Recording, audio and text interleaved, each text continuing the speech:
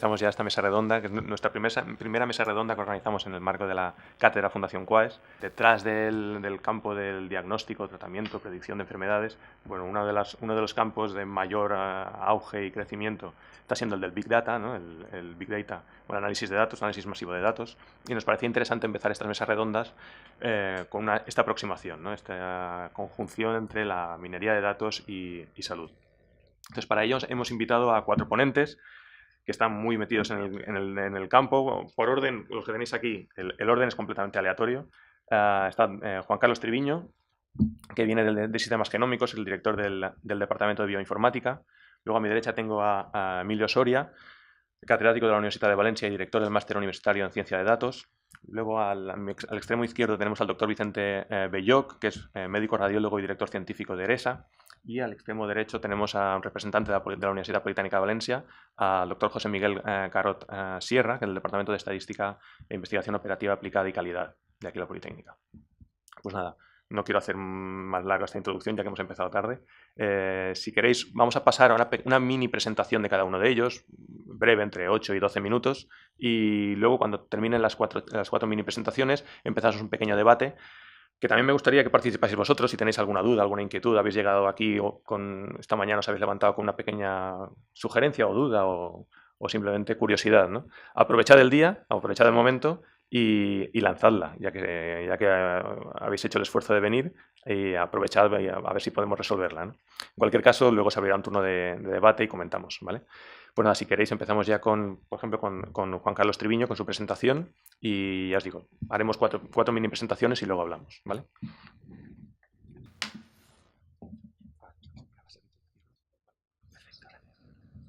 En primer lugar, buenos días y bienvenidos a todos. Yo soy Juan Carlos Triviño, soy el responsable del Departamento de Bioinformática, digamos una de las ciencias que más auge están teniendo y en el cual existe una mayor conexión con el Big Data. La bioinformática es un área multidisciplinar, sobre todo, donde ahí entra en cabida tanto gente del mundo tanto bioquímico o biólogos, desde el punto de vista ingenieril, matemático, etc. Digamos que es una de las primeras ramas de la ciencia donde todos tienen cabida, con un lenguaje muy diferente, pero que al final pues, se generan grandes cosas. Para poder tener una relación entre la bioinformática y la Big Data, me gustaría dar una pequeña, digamos, introducción evolutiva, ¿no? Es por qué el data mining en bioinformática en el ámbito bio, ¿no? En el ámbito clínico, sobre todo desarrollado en los últimos años. Hasta hace aproximadamente 20 años, pues toda esta necesidad no existía.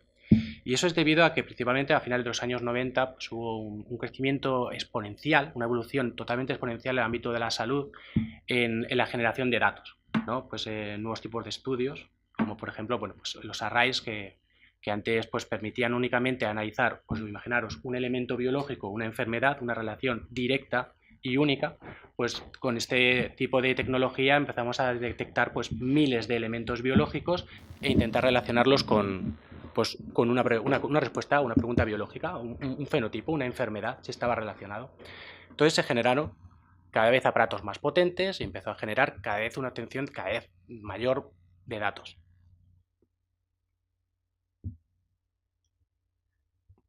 Esto, por ejemplo, es una...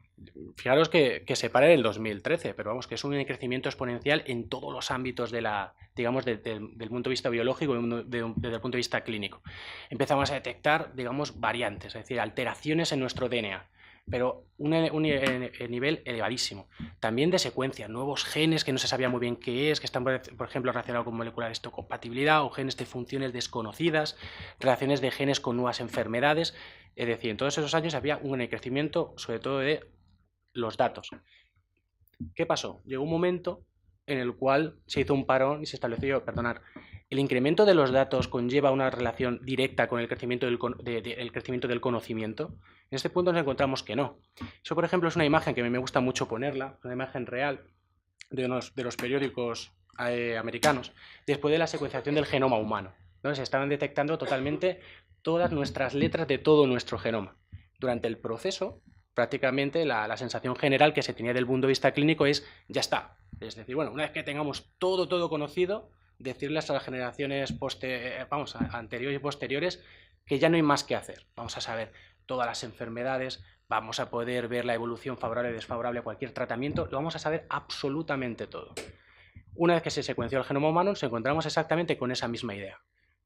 ¿Por dónde empezamos? ¿Dónde está la primera pieza de ese puzzle? No sabíamos absolutamente nada. Teníamos toda la información, pero nada del conocimiento. Entonces se generó una serie de necesidades. Obviamente dijimos, oye, necesitamos nuevas metodologías que eran nuevas porque no las habían aplicado nunca, digamos, a la parte clínica, que nos ayude a interpretar todos esos resultados y que nos dé pues, un tipo de modelo, un tipo de conocimiento que sea aplicable y sobre todo útil, digamos, al concepto clínico o al concepto biológico en general. Entonces de ahí un poco nació la bioinformática, que somos los que, digamos, unimos el conocimiento biológico con todo este data mining, con los modelos matemáticos para dar esta respuesta biológica más concreta. ¿Qué se descubrió con este tipo de tecnología? Bueno, hasta hace muy poquito, ya os digo, aproximadamente 20 años, todo el mundo clínico, todo el mundo biológico, toda la investigación estaba relacionado un elemento biológico, un determinado fenotipo. Se sabía todo de ese conocimiento, de ese elemento biológico, absolutamente todo, pero estaban buscando una relación demasiado lineal. Ese tipo de ciencia siempre es necesaria, pero cambió el paradigma. Es decir, se vio que, por ejemplo, ese elemento biológico nunca estaba solo. Es decir, que estaba relacionado con miles de elementos biológicos, tanto en el espacio como en el tiempo, que las relaciones eran muy diferentes, es lo que trato de marcar con estos gráficos, que con diferentes capas. Es decir, todo lo que está digamos, en nosotros, proteínas o genes, las relaciones no son exactamente las mismas, es un sistema complejo con unas relaciones muy diferentes. Entonces se vio que realmente la manera de enfocar cualquier clínica de un elemento aislado y único que jamás existe de esa manera con un fenotipo no era exactamente la correcta. Y por eso estamos viendo, digamos, un cuadro. Este concepto creo que es interesante, pues queríamos ver un cuadro como un determinado fenotipo muy enfocado a un punto y realmente pues deberíamos ver el cuadro global pues para tener una interpretación mucho más real. Pues por ejemplo, ¿para qué, por ejemplo, nos puede estar sirviendo? Es decir, esto es el punto en el cual nos encontramos, en el cual es un desarrollo exponencial de métodos y grandes avances. Pero, sin embargo, todavía quedan muchísimos huecos y muchísimas cosas por hacer que el data mining nos está ayudando día a día. Entonces, a mí, por ejemplo, me gustaría enfocarlo mucho en algo muy práctico, es decir, en qué nos puede ayudar, en qué necesidades reales a la clínica a día de hoy es necesario los modelos de data mining que se están desarrollando. Pues un ejemplo muy claro, ¿no?, es, por ejemplo, la definición de la patogeneidad. ¿Qué hay de malo en nosotros para desarrollar un fenotipo? Por ejemplo, pues una persona que tiene una esclerosis múltiple tiene que tener un elemento biológico que está dañado. El concepto de dañado ni siquiera está claro a día de hoy. Es decir, lo que comúnmente llamamos patogeneidad. Cuando normalmente se hace, por ejemplo, pues lo que se llama un exoma, que es un análisis, digamos, de gran parte de nuestro DNA, ¿de acuerdo?, con las concepciones actuales de patogenidad, de lo que está dañado, una persona sana puede tener cientos de elementos dañados, pero sin embargo no se desarrolla un fenotipo. Es decir, que la concepción no está clara, la concepción no es precisa. Entonces, ¿qué es lo que se hace habitualmente? Pues bueno, antes del data mining, lo que cuando generan una cantidad de datos es generarlo todo de golpe. Decir, bueno, pues nos tienes del clínico, bueno, decirnos qué elementos están dañados. Pues todos estos elementos, y para definir lo que está dañado tenemos todas estas variables. Y eso es lo que nos pasa un poco pues en la clínica, y normalmente los clínicos, cuando vienen todas estas informaciones, nos da la idea un poco de que es tanta información y tan poco conocimiento real digamos, y útil y directo que nos abruma.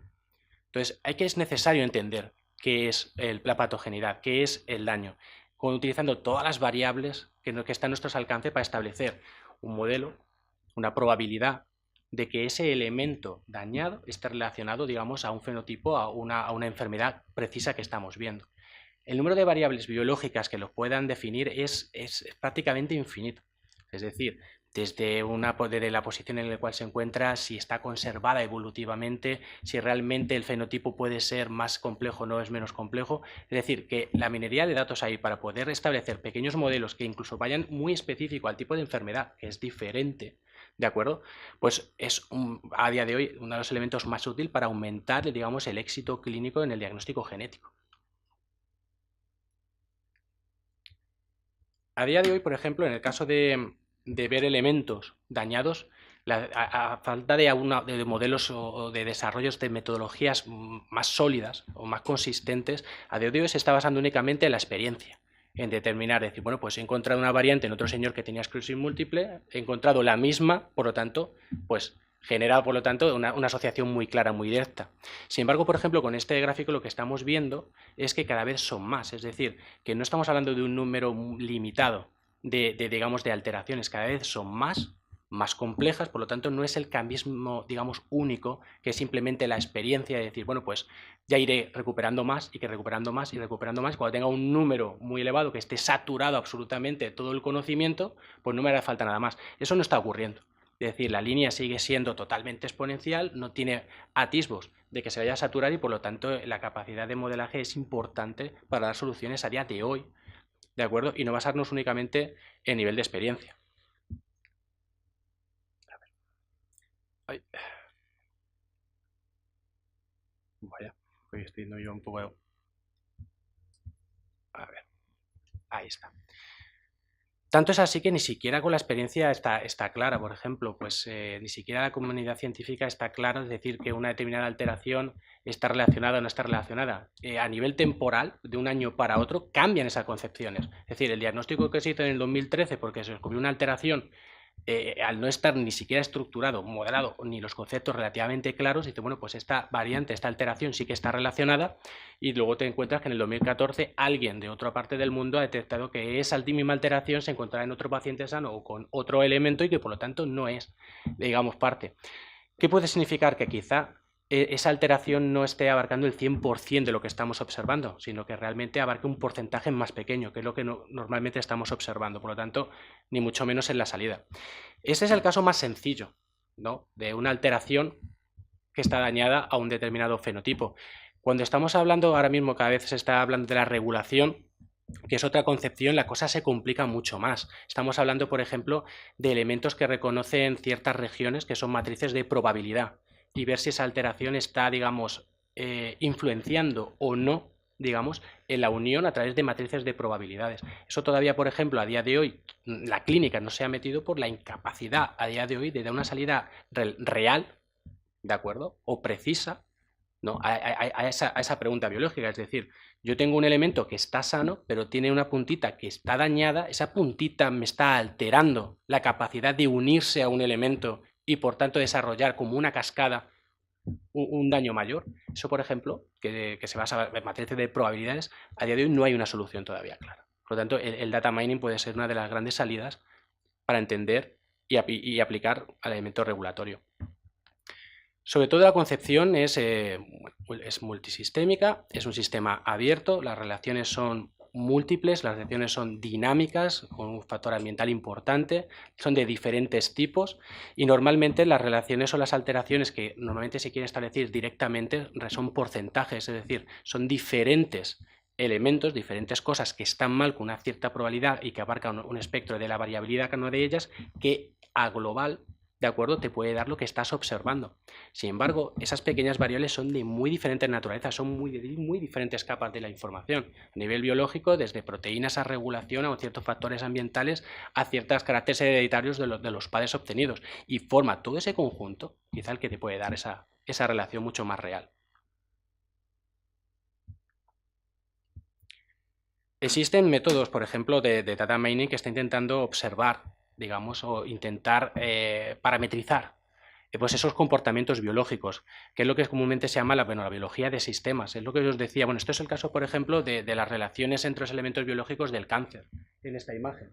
Entonces, es como os decía, o venía diciendo, es una relación muchos a muchos, ningún elemento está solo, pero las, digamos, relaciones tienen unos ciertos patrones, que además tienen unas ciertas ventajas evolutivas, ¿no? Pues, por ejemplo, se ha detectado que ciertos elementos biológicos, muy poquitos, tienen muchísimas relaciones con los demás, que son habitualmente los llamados hubs, que por ejemplo son elementos muy importantes cuya alteración sí que está relacionado en un porcentaje muy elevado a un fenotipo claro. Es decir, que no todos los genes son igualmente importantes, pero no son igualmente importantes porque lo hayamos estudiado mucho más, sino que en su papel, dentro de todas las relaciones que existen en el sistema complejo, que es el sistema biológico, tienen un papel más relevante.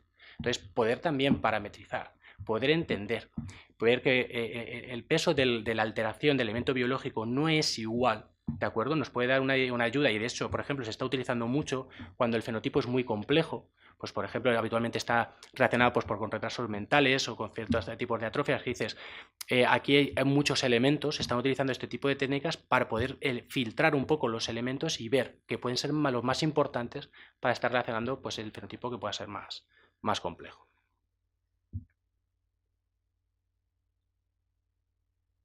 También otro tipo de estudio que se está manejando es un poco las relaciones entre los fenotipos, entre las enfermedades, ¿no? Categorizar un paciente muchas veces en un determinado fenotipo es mucho más complejo de lo que parece.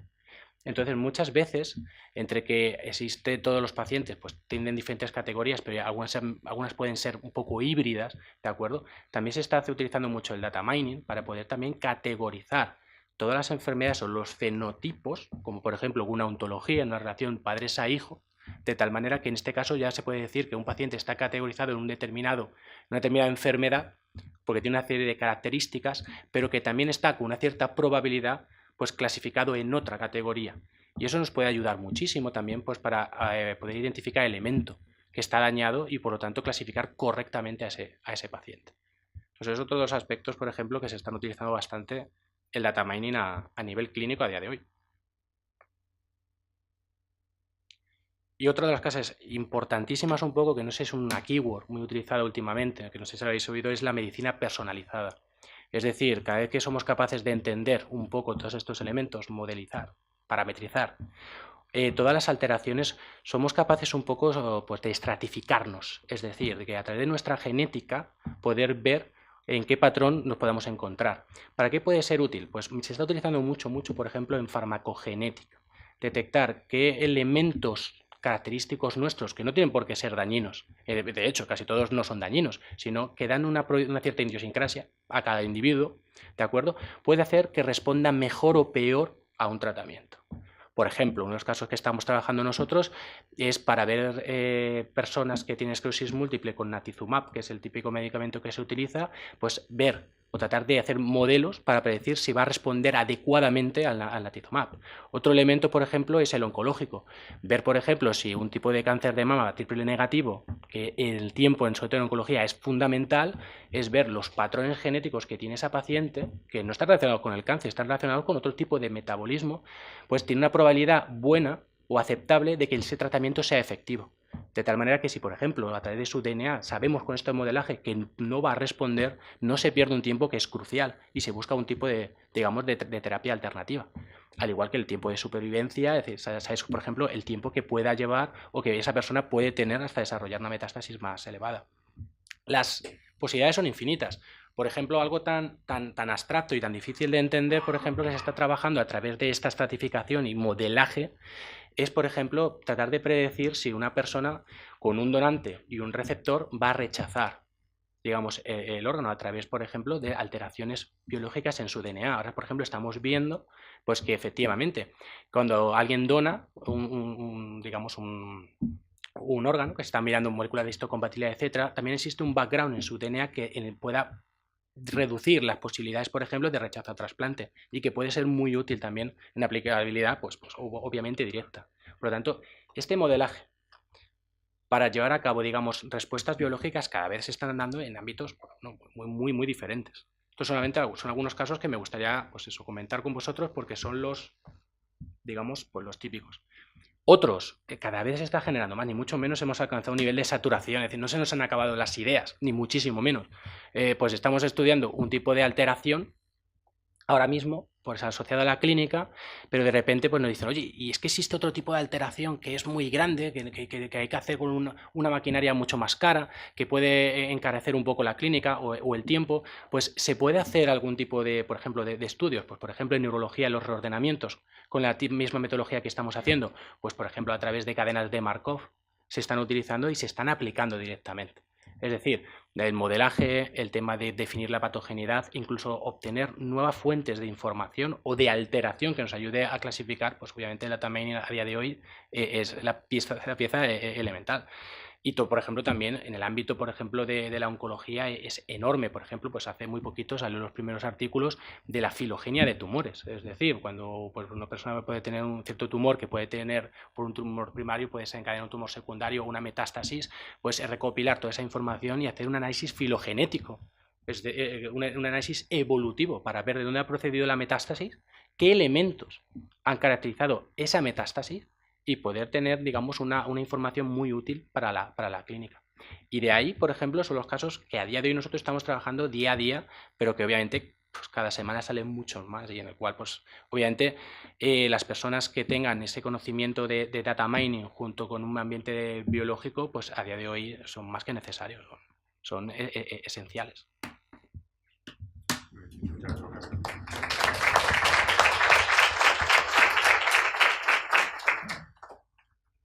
Si os parece, pasamos a las siguientes presentaciones y al final le hacemos preguntas y hablamos, ¿vale? Bueno, pues nada, lo primero de todo es agradecer a David que haya pensado que podía aportar algo en esta mesa redonda y os voy a contar un poco por mi visión de todo el tema de minería de datos, inteligencia artificial y todas estas historias que hay ahora detrás de todo este tema y la salud. Entonces, bueno, cuando me planteó David el tema, yo tenía pensado poner una transparencia y poner, es fundamental y ya terminar, pero luego me dijo que nos invitaba a comer y entonces dije, bueno, pues voy a contar un poco más de cosas que pueden ser interesantes. Entonces, lo primero un poco situarnos o situarme en mi papel en esta mesa. Pertenezco a un grupo de investigación, pues bueno, esta es la típica transparencia que uno pone para decir, fíjate qué buenos somos. Pero en verdad lo que pasa aquí es que llevamos mucho tiempo trabajando, llevamos ya 20 años, más de 20 años, yo en cada presentación me voy quitando años, llevamos más de 20 años trabajando en este tipo de cosas y casi todas son aplicaciones orientadas a, digamos, son aplicaciones orientadas a problemas donde hay datos detrás. El 80-90% de los problemas que hemos resuelto son de salud. Entonces, pues bueno, ahí tenéis una foto de nosotros y podéis ver que, digamos, no cumplimos el criterio paridad de género, igualdad de género, más que nada porque parece que no hay tampoco muchas mujeres que estén dispuestas a meterse en este tipo de cosas. Desde aquí también lanzo para que empiecen a animarse a meterse en este tipo de cosas. Bueno, pues simplemente voy a pasar muy rápido porque quería que vieseis algunos de los problemas que hemos resuelto. Los problemas donde nos hemos metido son problemas típicos de diagnóstico clínico y son problemas también típicos de predicción de series temporales. En los de diagnóstico clínico, pues el clásico de persona que llega con un cierto dolor y no saben qué terapia aplicarle y en principio, pues bueno, se le aplica un sistema de triaje que es lo que nosotros desarrollamos. Y en cuanto a predicción de series temporales, el problema típico son problemas de farmacocinética. Se le inyecta una determinada dosis de fármaco en este momento y lo que se intenta ver es qué es lo que va a pasar en las próximas horas. Pues bueno, aquí tenéis una serie de problemas y aquí tenéis otra serie de problemas que también hemos resuelto. Va a aparecer por ahí predicción de hemoglobina, predicción de ciclosporina y demás, pero bueno, tampoco quería contar ningún caso en especial, simplemente situaros de que, bueno, algo de esto sabemos y algo de esto hemos hecho. Entonces os voy a contar, una vez ya un poco presentado el tema, o presentado, digamos, el grupo de investigación en el que estoy, os voy a presentar la visión que yo tengo, que yo creo que es lo interesante, digamos, de cara a esta mesa redonda. Entonces, cuando me dijo David que iban a ver aquí bastante jovenzuelos, pues la orienté un poco para vosotros. Y yo creo que la gente que estáis aquí, que estáis ahora mismo empezando, tenéis un futuro bastante bueno en este tipo de temas de datos, porque bajo mi punto de vista, en los próximos 5-10 años se va a producir una revolución en todos los aspectos y la salud va a ser uno de ellos. Entonces, yo esa revolución, siempre en todas las charlas que me invitan llevo esta presentación, si alguno me ha seguido en alguna, la habrá visto esta transparencia, siempre me gusta contar esta revolución con esta transparencia. Yo creo que, digamos, estamos en una situación, como la parte izquierda es el cartel de una película famosa hace unos años, donde tenemos una tormenta perfecta. Esa tormenta perfecta está formada por los elementos que tenéis ahí. El primer elemento, Internet. Pues Internet es un elemento donde todo el mundo cuenta sus vivencias, sube vídeos, sube texto, sube comentarios, sube fotos, con lo cual ya tenéis ahí un marco donde aparecen muchísimos datos. Segundo marco donde aparecen muchos datos, justamente los sensores. Ahora mismo el precio de los sensores ha caído de forma pues, exponencial. La palabra exponencial va a ser una palabra que vais a oír hoy bastantes veces en esta mesa. O sea, porque los cambios se han producido no a una velocidad como estábamos acostumbrados, sino que se están produciendo a cambios, digamos, a velocidades exponenciales. Eso supone que por ejemplo, proponeros un ejemplo, un sensor de Texas Instruments que tiene 3 acelerómetros, que tiene un sensor de temperatura, que tiene un magnetómetro, que tiene un sensor de presión, que se puede conectar con el móvil, que encima va con batería y que ya está listo para tomar datos, pues ahora mismo el precio de ese sensor puede rondar los 10-12 euros, ya listo para empezar a tomar datos cuando quieras. O sea que imaginaos cómo está la tecnología.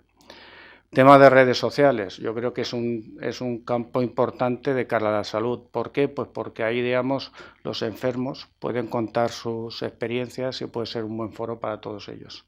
Todo este tipo de análisis de redes sociales, yo creo que puede ser, digamos, y de hecho es ya, digamos, un campo importante de investigación. Tema de Open Data, fundamental.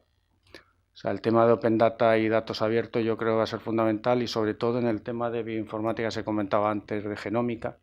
Yo creo que puede ser una de las claves para que esto vuelva, digamos, a acelerarse la investigación y que sea mucho más práctica. Entonces, aparte sería todo lo relacionado con datos. Ahora, viene la otra parte de la moneda, que es qué pasa con las técnicas, con los algoritmos y demás. Entonces, primer elemento importante en esa tormenta perfecta, tenemos la alta capacidad de cálculo. O sea, ahora mismo vuestra capacidad de cálculo que tenéis casi todos en el bolsillo, que los que lleváis un smartphone, que creo que sean casi todos, pues eso es del orden de 10 millones de veces más potente que lo que nos hizo subir a la Luna hace 50 años, con lo cual, imaginaros. Segundo punto importante a día de hoy con esta tormenta perfecta en cuanto a técnicas y elementos, la computación en la nube. Ya no necesitas tener un supercomputador para hacer tú los cálculos. Directamente le puedes comprar ese supercomputador a Amazon o a Microsoft o a IBM con sus plataformas de cloud computing. O sea, no necesitas ni siquiera tener equipos caros para procesar los datos. Y último elemento, que son los grandes avances en algoritmos. Y yo le sumaría también que esos algoritmos ahora se están abriendo. Me imagino todos conoceréis que, bueno, pues tanto Google, LinkedIn, Facebook han abierto sus algoritmos y todo el mundo puede disponer de ellos. Pues tenéis el famoso TensorFlow, por ejemplo, para implementar redes profundas. Eso ahora mismo lo puede utilizar cualquiera. Con lo cual tenéis una cantidad enorme de datos, hay una cantidad enorme de datos y hay unas posibilidades tremendas de procesar esos datos. Y justamente eso se va a juntar y va a provocar grandes cambios en, yo creo que en muchas áreas del conocimiento, y una de ellas va a ser la salud. No voy a marear mucho. Esa sería la situación, digamos, que tenemos ahora.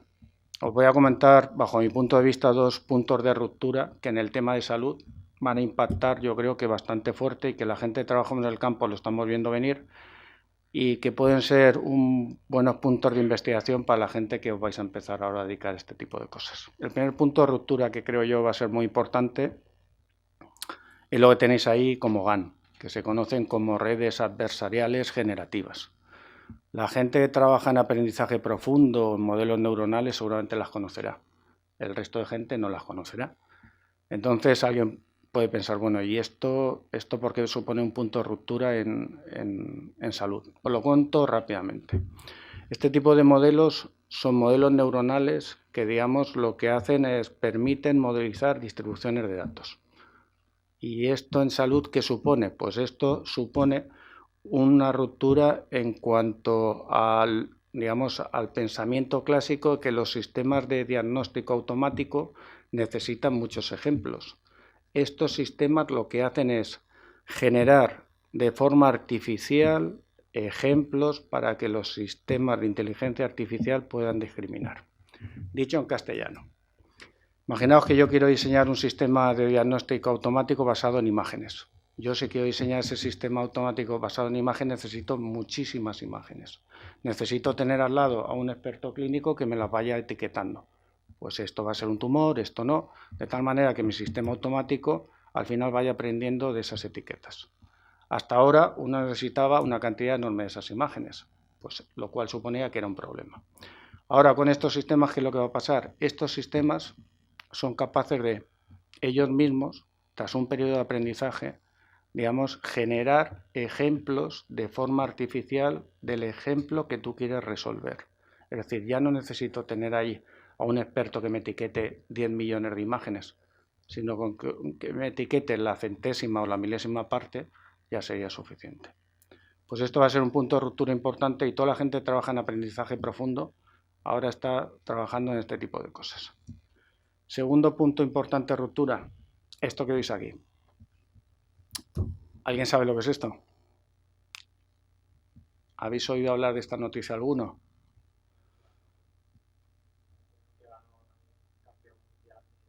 De un juego chino, que es justamente lo que tienes ahí. Ese juego chino es el Go. Pues esto es el que veis aquí con el traje negro es el responsable de DeepMind. DeepMind es una empresa que compró Google, la compró por cerca de 100 millones de dólares, creo, una salvajada. Y esta empresa lo que hacía era, jugaba muy bien a los juegos recreativos de los años 80. Los años 80, Comecocos y cosas de estas, los que tengan mayor edad como yo seguro que se acuerdan. El Atari inicial y demás. Entonces alguien puede pensar, ¿y por qué, Google compra una empresa que se dedica a hacer cosas para jugar a los videojuegos? Pues resulta que lo que había detrás eran unas técnicas de inteligencia artificial conocidas como aprendizaje reforzado profundo, que lo que hacían eran optimizar acciones a largo plazo. Entonces Google vio ahí una oportunidad de oro porque ahí se pueden aplicar un montón de campos y lo compró. Entonces esas técnicas, por eso pongo el punto de ruptura, segundo importante, fue aquí. Aplicaban esas técnicas al juego del Go, que en complejidad es similar, hay gente que dice que es superior al ajedrez. Y aquí, lo que tú tienes que mantener es una estrategia a largo plazo para ganarle al contrincante. Y alguien puede pensar, ¿y qué narices tiene que ver lo que me está diciendo con salud? Si pensáis un poco, cuando uno plantea un diagnóstico, y bueno, aquí tengo un médico que seguro me lo puede rebatir o no. Cuando uno plantea un diagnóstico, tú vas a aplicar una serie de terapias. Y dependiendo de cómo va el paciente, tú vas acomodando esa terapia. Tú vas viendo cómo va el paciente y tú vas acomodando esa terapia. En definitiva, eso, si lo pasas a un problema de inteligencia artificial, puedes aplicar técnicas de aprendizaje reforzado. Y aprendizaje reforzado profundo. Que justamente, lo que os ponía en este gráfico. Eso que tenéis aquí es un esquema de aprendizaje reforzado. El que haya estudiado inteligencia artificial lo ha visto, pero este esquema que se utiliza, por ejemplo, para salir de laberintos, ¿vale? O, por ejemplo, para lanzar un robot a Marte y que el robot solamente navegue él solo, pues este esquema, por ejemplo, si pensáis un poco, se puede ver como lo que hace un clínico cuando está con un paciente. Fijaros, el agente es la persona que puede tomar decisiones. En el caso de un clínico sería justamente ese clínico. En el caso de un problema clínico sería justamente el médico, el farmacéutico, quien tomase decisiones. Lo que tenéis ahí como acción es las posibles terapias que puede ejercer el médico sobre el paciente, pues le inyecto más o menos fármaco, demás. El ambiente es justamente el paciente y el estado justamente como está dicho paciente, pues tiene un nivel de hemoglobina tanto, un nivel de peso, masa corporal, lo que toque. Y luego la recompensa es si, el clínico logra mejorar al paciente o no. Luego este esquema es perfectamente, asumible a un esquema de decisión clínico. Pues bien, este tipo de aprendizaje con la victoria sobre el campeón mundial del Go ha demostrado, la validez justamente en ambientes de decisión complejos. Y yo creo que un ambiente de decisión complejo justamente el de salud. Y nada más, yo con estos libros sobre esto y el tema, pues ahora está de candente actualidad y más que va a estar, ¿vale? Como han comentado anteriormente, se van a necesitar un gran número de especialistas en minería de datos, inteligencia artificial, llamarlo como queráis, aprendizaje automático, ponerle el nombre que queráis, pero desde luego se van a necesitar un montón en los próximos años, y más en el tema salud. Ya no sobro más.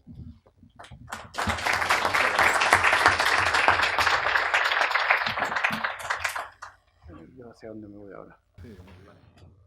Bueno, en primer lugar, buenas tardes ya y perdón por haberme esperado. Yo es que pensaba que tenía que venir a las 12:30 y resulta que era antes. Disculpadme, pero os pido perdón.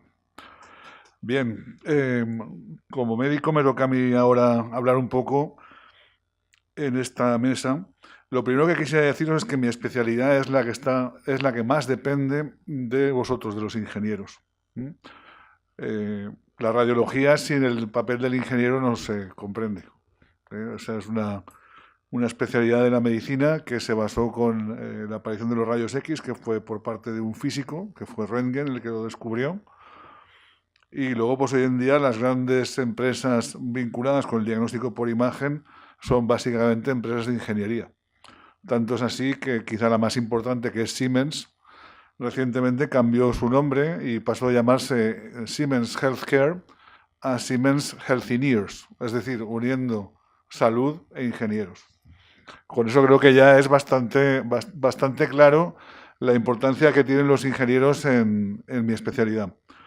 Y bueno, la revolución que ha habido. Yo empecé la especialidad en el año 91 y entonces hacer un TAC costaba unos 45 minutos, con lo cual nos daba tiempo pues a irnos a comer, tomarnos un café, hacer una sobremesa y mientras tanto el enfermero o el técnico de rayos iba haciendo cortes y luego tranquilamente hacíamos el informe. Hoy en día se tarda en hacer un TAC de pulmón menos tiempo que una placa simple.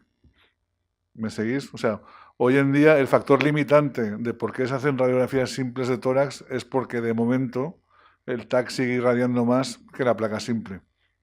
El día que los ingenieros consigáis que un TAC irradie menos que una placa simple, la radiología simple habrá desaparecido. Y eso que lo cuento yo ahora sí, pues fijaros, en el año 91 el 80% de la actividad de un servicio de rayos era la radiología simple. Pues igual dentro de 5 o no creo que muchos más años, la radiología simple desaparecerá de los servicios de rayos. Se lo habrán cargado los ingenieros. Bien, pues ya empezando, después de este exordio y de ver la importancia que tenéis en mi especialidad, bien, pues el diagnóstico por imagen, bueno, aquí pone important cornerstone, bueno, es absolutamente básico, o sea, no se comprende la medicina moderna sin diagnóstico por imagen. Imaginaros un hospital donde no hubiera diagnóstico por imagen, bueno, es inimaginable. Entonces, es uno de los pilares básicos de la salud moderna y esto cada vez es más importante.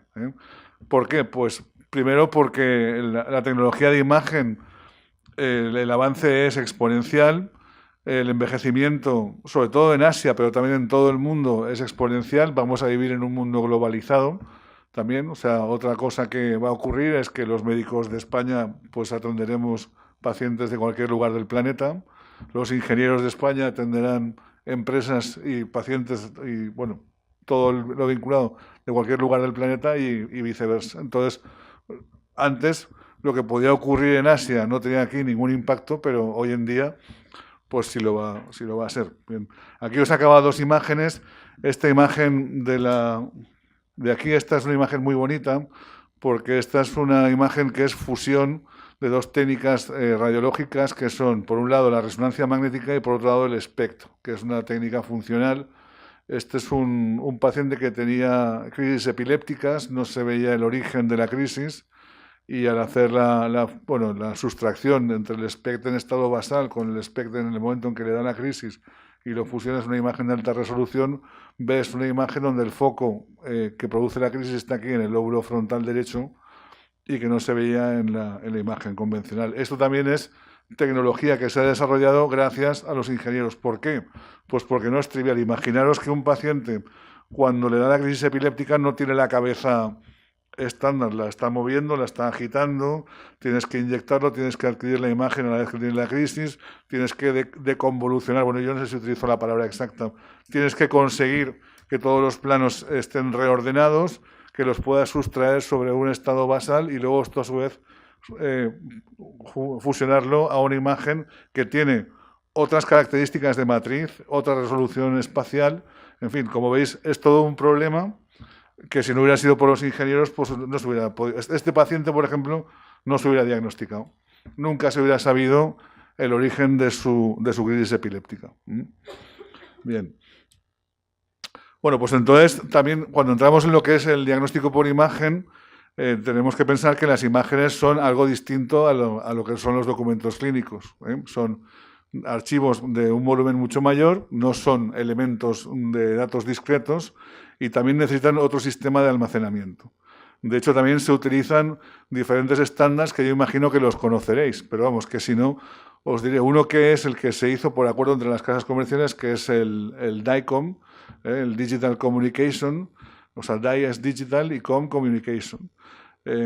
Este es un sistema de archivo un poco complejo porque aparte de lo que es la imagen, tiene un sistema de subficheros para garantizar la seguridad de que la imagen es real. Si no, imaginaros que yo cogiera y copiara la imagen de otro paciente porque a mí me diera la gana y falsificara la imagen. Pues eso tiene todo un sistema que asegura, vamos, y dice la hora en que se hizo la imagen, el minuto, el segundo, el tipo, la técnica, en fin. Es un archivo bastante complejo y es el que utilizamos los especialistas. Y luego están las imágenes no diagnósticas, que son las que enviamos más simplificadas a los clínicos, que seguimos el modelo JPEG, que es universal, pues también hay un JPEG para radiología, para cardiología, etcétera, que es el que se maneja en los visores de los PACS. ¿Qué es lo que viene aquí? La radiología inventó el concepto del PACS. PACS significa Picture Archival and Communication Systems. Esto se desarrolló en la Universidad de California, Los Ángeles, en el año 69. El padre del PACS fue Samuel J. Dreyer. Si no estoy equivocado, creo que también en UCLA fue donde empezó Internet, ¿puede ser? Quiero decir que, vamos, que fue un lugar muy importante. Y es cuando era jovencito, en el año 91 era algo que no existía. En España no había ni un solo PACS. Hoy en día es al revés. Y es una solución que nació por la necesidad del mundo real, que es la de conectar los equipos, imágenes, etc. Aquí tenéis, por ejemplo, lo que eran los PACS al principio. Pues tenías, al principio los vendedores, las casas comerciales querían que fuera todo de su misma marca y era un poco más complicado. Luego comprendieron que eso no era posible. Entonces tenemos pues, el fabricante A, que tiene un TAC, el fabricante B tiene un equipo de ultrasonidos, el C tiene un equipo de resonancia. Entonces, el del A vendía su estación de trabajo, el del C vendía también su estación de trabajo. Luego, el A se había impuesto a los otros dos y vendía el PACS. Y luego también pues, ponía la imagen de la estación de trabajo diagnóstica. O sea, está la de modalidad y luego la de trabajo. Bien. Esto era algo muy sencillito. Luego esto se fue complicando un poco más. Pues había más vendedores, había más estaciones, entraban los cardiólogos, que también dependen mucho de la imagen, con sus estaciones clínicas. Y ya por último, bueno, este modelo, el problema es que hacía un modelo en silos, separados, que está cada uno por separado. Lo que estaba, digamos, el ATR estaba en un sitio, el especialista en otro, el clínico. Hoy en día hay sistemas mucho más globales, en donde al final todo va a este sistema VNA que va a su vez a la nube y de ahí ya se distribuye y de esto ya pues, puede ir a médicos de otros hospitales, médicos de otros países, etcétera, donde ya se puede hacer todo esto mucho más complejo. Las arquitecturas estas nuevas de PACS, en donde también a su vez pues, los ingenieros son los que lo inventaron y los que son absolutamente centrales e importantes. Bien, la arquitectura pues, permite el trabajo en nube, poder trabajar en cualquier lugar, a cualquier hora y en cualquier sitio. Eso antes se trabajaba solo en los hospitales, hoy en día los médicos podemos trabajar, bueno, yo he hecho informes hasta en aeropuertos o en aviones, cuando no había más narices que hacer un informe urgente y lo tenía que hacer yo y los he hecho pues, en esos sitios. Bien, luego veis aquí, todos estos son los datos. Aquí tenemos, inicialmente habían imágenes, después se añadieron datos de cardiología que no eran de imagen, Luego se añadieron datos también de anatomía patológica, luego de vídeo, de oftalmología. Bien, hoy en día los packs contienen no solamente datos de imagen, de radiología, sino de un montón de especialidades, incluso, y luego veremos que ERESA y sistemas genómicos obtuvieron fondos para desarrollar lo que es el equivalente del DICOM genómico, con esta misma idea de aprovechar recursos de PACS y también la arquitectura, etcétera. Bien, luego aquí ya el tema del cloud y del trabajo ha llegado pues ya a los hospitales. De hecho, no sé si recientemente lo visteis en los medios de comunicación, un cirujano que tenía unas gafas de Google y él estaba operando y a la vez veía las imágenes del PACS en las gafas, con lo cual, digamos que mantenía las manos, mantenía el ambiente de esterilidad. Quiero deciros que también que todo esto luego ha entrado ya en los quirófanos, en miles de sitios. De hecho, una sugerencia que os hago es que hoy en día el desarrollo tecnológico debe ser ya no tanto para describir la realidad, como diría Feuerbach, sino para modificarla, como decía Marx sobre sus tesis. Es decir, que debéis de considerar el desarrollo de equipamientos que permitan a los cirujanos, a los traumatólogos, a los diferentes terapeutas, utilizar la imagen para curar. Muchas veces a un radiólogo ver una imagen más o menos bonita no le va a cambiar el diagnóstico.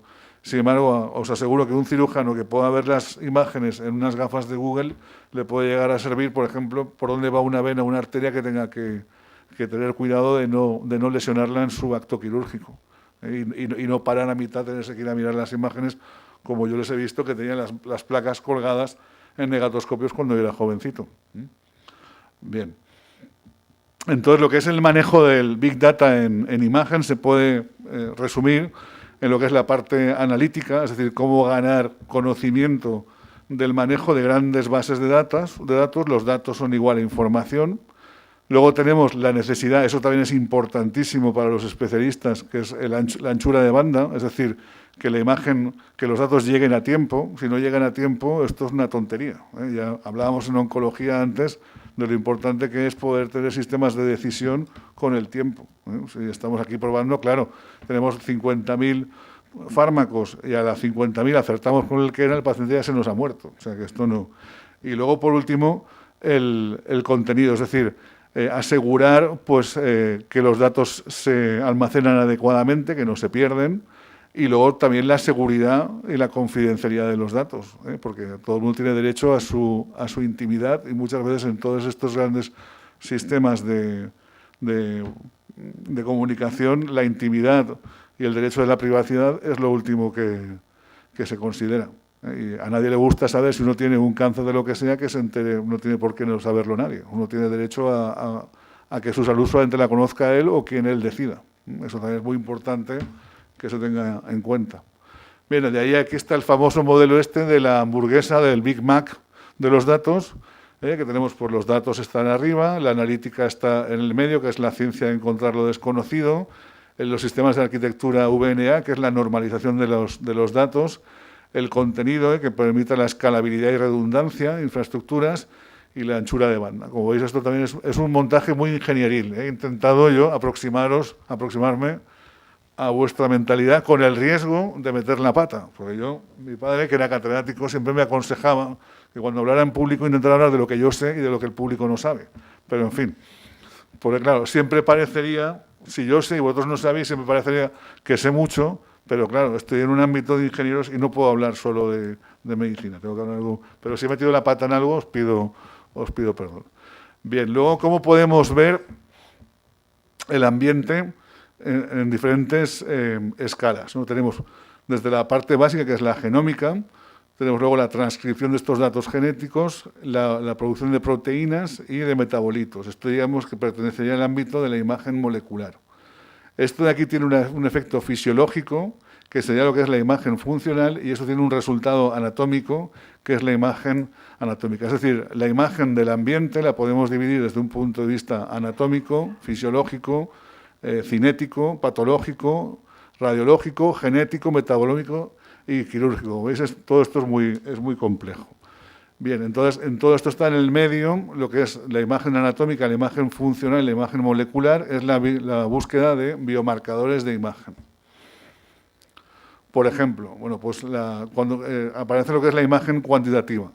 Aquí tenemos, este paciente tiene un hepatocarcinoma, tiene un cáncer de hígado, que tiene pues una angiogénesis, es decir, unas características de producción de vasos, tiene un volumen, tiene un comportamiento tras el contraste, tiene una celularidad que nos lo da la secuencia de difusión, tiene una composición de metabolitos que nos lo da la espectroscopía, tiene una actividad metabólica que nos lo da el PET y luego tiene también unas características de elasticidad tisular. Todo esto son biomarcadores que nos pueden permitir caracterizar la lesión. ¿Esto para qué sirve? Por ejemplo, pues últimamente, con los avances tan espectaculares que hemos tenido en genómica, en oncología, no resulta nada extraño que un paciente, antes de que sea metido en quirófano, la quimioterapia destruya completamente el tumor, pero que no veamos nada. Eso yo lo he visto de forma muy frecuente en cánceres de mama y en cánceres de recto. Por ejemplo, en este caso, este es un cáncer de recto. Todo esto de aquí es el tumor. Aquí tenemos una reconstrucción en 3D de este tumor. Esto es, digamos, antes del tratamiento y esto es después.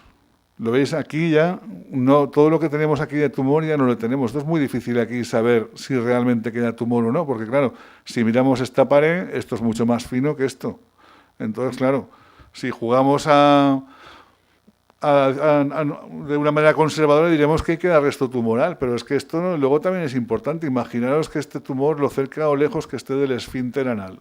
Lo cual eso significa a una persona que luego a nivel quirúrgico, si le conservamos su esfínter o no, o si tenemos que hacer una colostomía, o tenemos que hacer una derivación, o sea, aquí esto es serio, porque eso afecta a la funcionalidad, a la vida, en fin, a muchas cosas de las personas, ¿no? Entonces, pues por ejemplo, aquí desarrollaron estos criterios de Dvorak, de regresión tumoral, y entonces el TRG4, que es cuando medimos el volumen tumoral y lo comparamos con el estudio previo, se dice o se postula que un TRG4 significa que una reducción superior al 80% es equivalente a que no hay células tumorales vitales detectables. ¿Me seguís?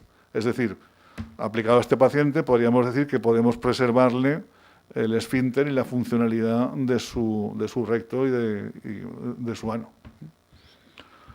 Bien, de aquí todo esto apareció el concepto de lo que es la radiómica, que se refiere a la extracción y análisis de grandes volúmenes de biomarcadores. De aquí, pues por ejemplo, hay una serie, la Sociedad Europea de Radiología ha desarrollado un equipo de trabajo para los biobancos de imagen, pues que tiene una serie de misiones que son pues, promover el desarrollo de los biobancos de imagen para el establecimiento de los CADs, son las herramientas inteligentes de ayuda al diagnóstico, por ejemplo. Eso ya hace tiempo que se está trabajando en ello. Un ejemplo muy claro es las mamografías de screening. Vosotros sabéis que la población caucásica está sufriendo una pandemia de cáncer de mama hoy en día. Entonces eso ha hecho que a partir de los 45 o 50 años se haga un screening de mama a todas las mujeres. Esos son millones de mamografías. Cuando tienes tú a un radiólogo que ha visto la mamografía número 200, pues la 201 os aseguro que la capacidad de detección de tumor es mucho menor que de la primera mamografía que vio. Me seguís por agotamiento mental, porque además la mamografía no es una técnica que tenga un patrón de normalidad, sino lo que miramos es la simetría y la asimetría. ¿Me seguís la complejidad? Pues entonces, en un lugar donde se han desarrollado herramientas CADs para ayuda al diagnóstico es en las mamografías, donde hay programas que detectan las asimetrías de forma automática y entonces le señalan al radiólogo. Estoy viendo esto, con lo cual no es lo mismo que tú tengas que ir a buscar que un aparato te diga, por aquí están las asimetrías y tú digas, esto no es nada o esto es algo. ¿Me seguís? O sea, los CADs, cuando estamos hablando de sistemas sanitarios de población masiva, donde además no estamos hablando ni siquiera de enfermedad, sino de decisiones administrativas, son de una importancia enorme. Por ejemplo, es una de las cosas donde realmente se necesita el trabajo de los ingenieros. Luego, promover la estandarización, validación y comparación entre grupos de los biobancos. Establecer también pues que los grupos se integren y se enlacen para crear grandes repositorios de imágenes de datos. Luego también entre imágenes de biobancos y tradicionales biobancos, por ejemplo, de hueso, etcétera. Y luego pues también explorar lo que os he comentado, todos los problemas económicos, porque claro, esto, el dinero llega hasta donde llega, no se puede... uno tiene que manejarse con lo que hay y luego también todos los problemas de tipo ético y legal que hay con el manejo de estos datos. Bien, aquí, por ejemplo, os quería presentar pues, un ejemplo. Este es un proyecto que se centraba en datos semánticos, de imagen, libros, revistas, etcétera. Por ejemplo, era en el pulmón. Pues los radiólogos conocemos que hay una serie de patrones de imagen en el parénquima pulmonar. Entonces, pues está el pulmón sano, el pulmón enfisematoso, luego las opacidades en vídeo deslustrado, lo que es la fibrosis pulmonar y los micronódulos. Entonces, esto da unas texturas, esto está bastante claro. Esto se puede evaluar desde un punto de vista ingenieril, digamos.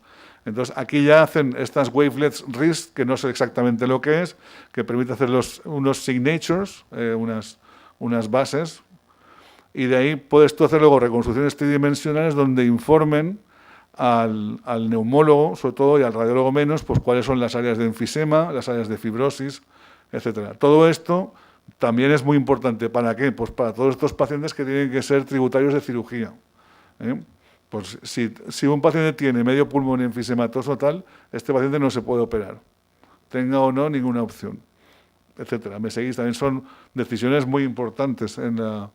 ¿Ves? Aquí están, pues luego también para la detección de hipertensión pulmonar, para la detección del embolismo pulmonar, que eso todos los días en un hospital normal se hace al menos un TAC para descartar embolismo pulmonar. Bien, este era un ejemplo.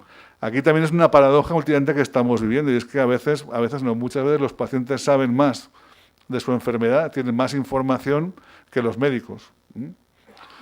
Entonces, el problema es que los pacientes lo que no tienen es la formación para evaluar estos datos, pero sí que tienen más información que los médicos. Esto es algo que nosotros lo sabemos, ¿no? Dice, lo siento, doctor, pero tengo nuevamente que estar en desacuerdo con lo que usted me plantea, porque ya os digo que tienen más información hoy en día que los médicos. Bien, algunos ejemplos que hemos hecho nosotros en ERESA. Pues uno fue el proyecto Imaginomics, que fue una plataforma para crear lo que era el DICOM genómico. Bueno, pues aquí es también lo que se hizo. Otro ejemplo es el Densigras, que era, pues, vosotros habéis oído hablar de la densitometría. No solamente sirve para evaluar el hueso, la osteoporosis, sino que también puede servir para evaluar la densidad de grasa. Entonces, pues la grasa abdominal tiene un riesgo cardiovascular, etcétera.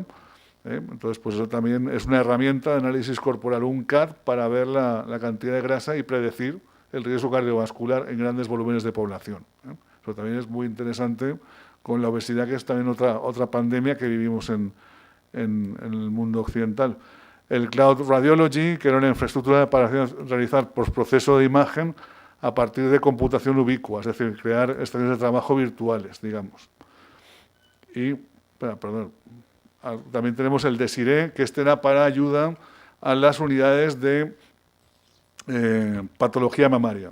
O sea, hoy en día todo el mundo conoce el screening de mama, pero lo que no todo el mundo sabe es que luego están las unidades de tratamiento de programas de mama, y que el tratamiento no es homogéneo, sino que es muy heterogéneo.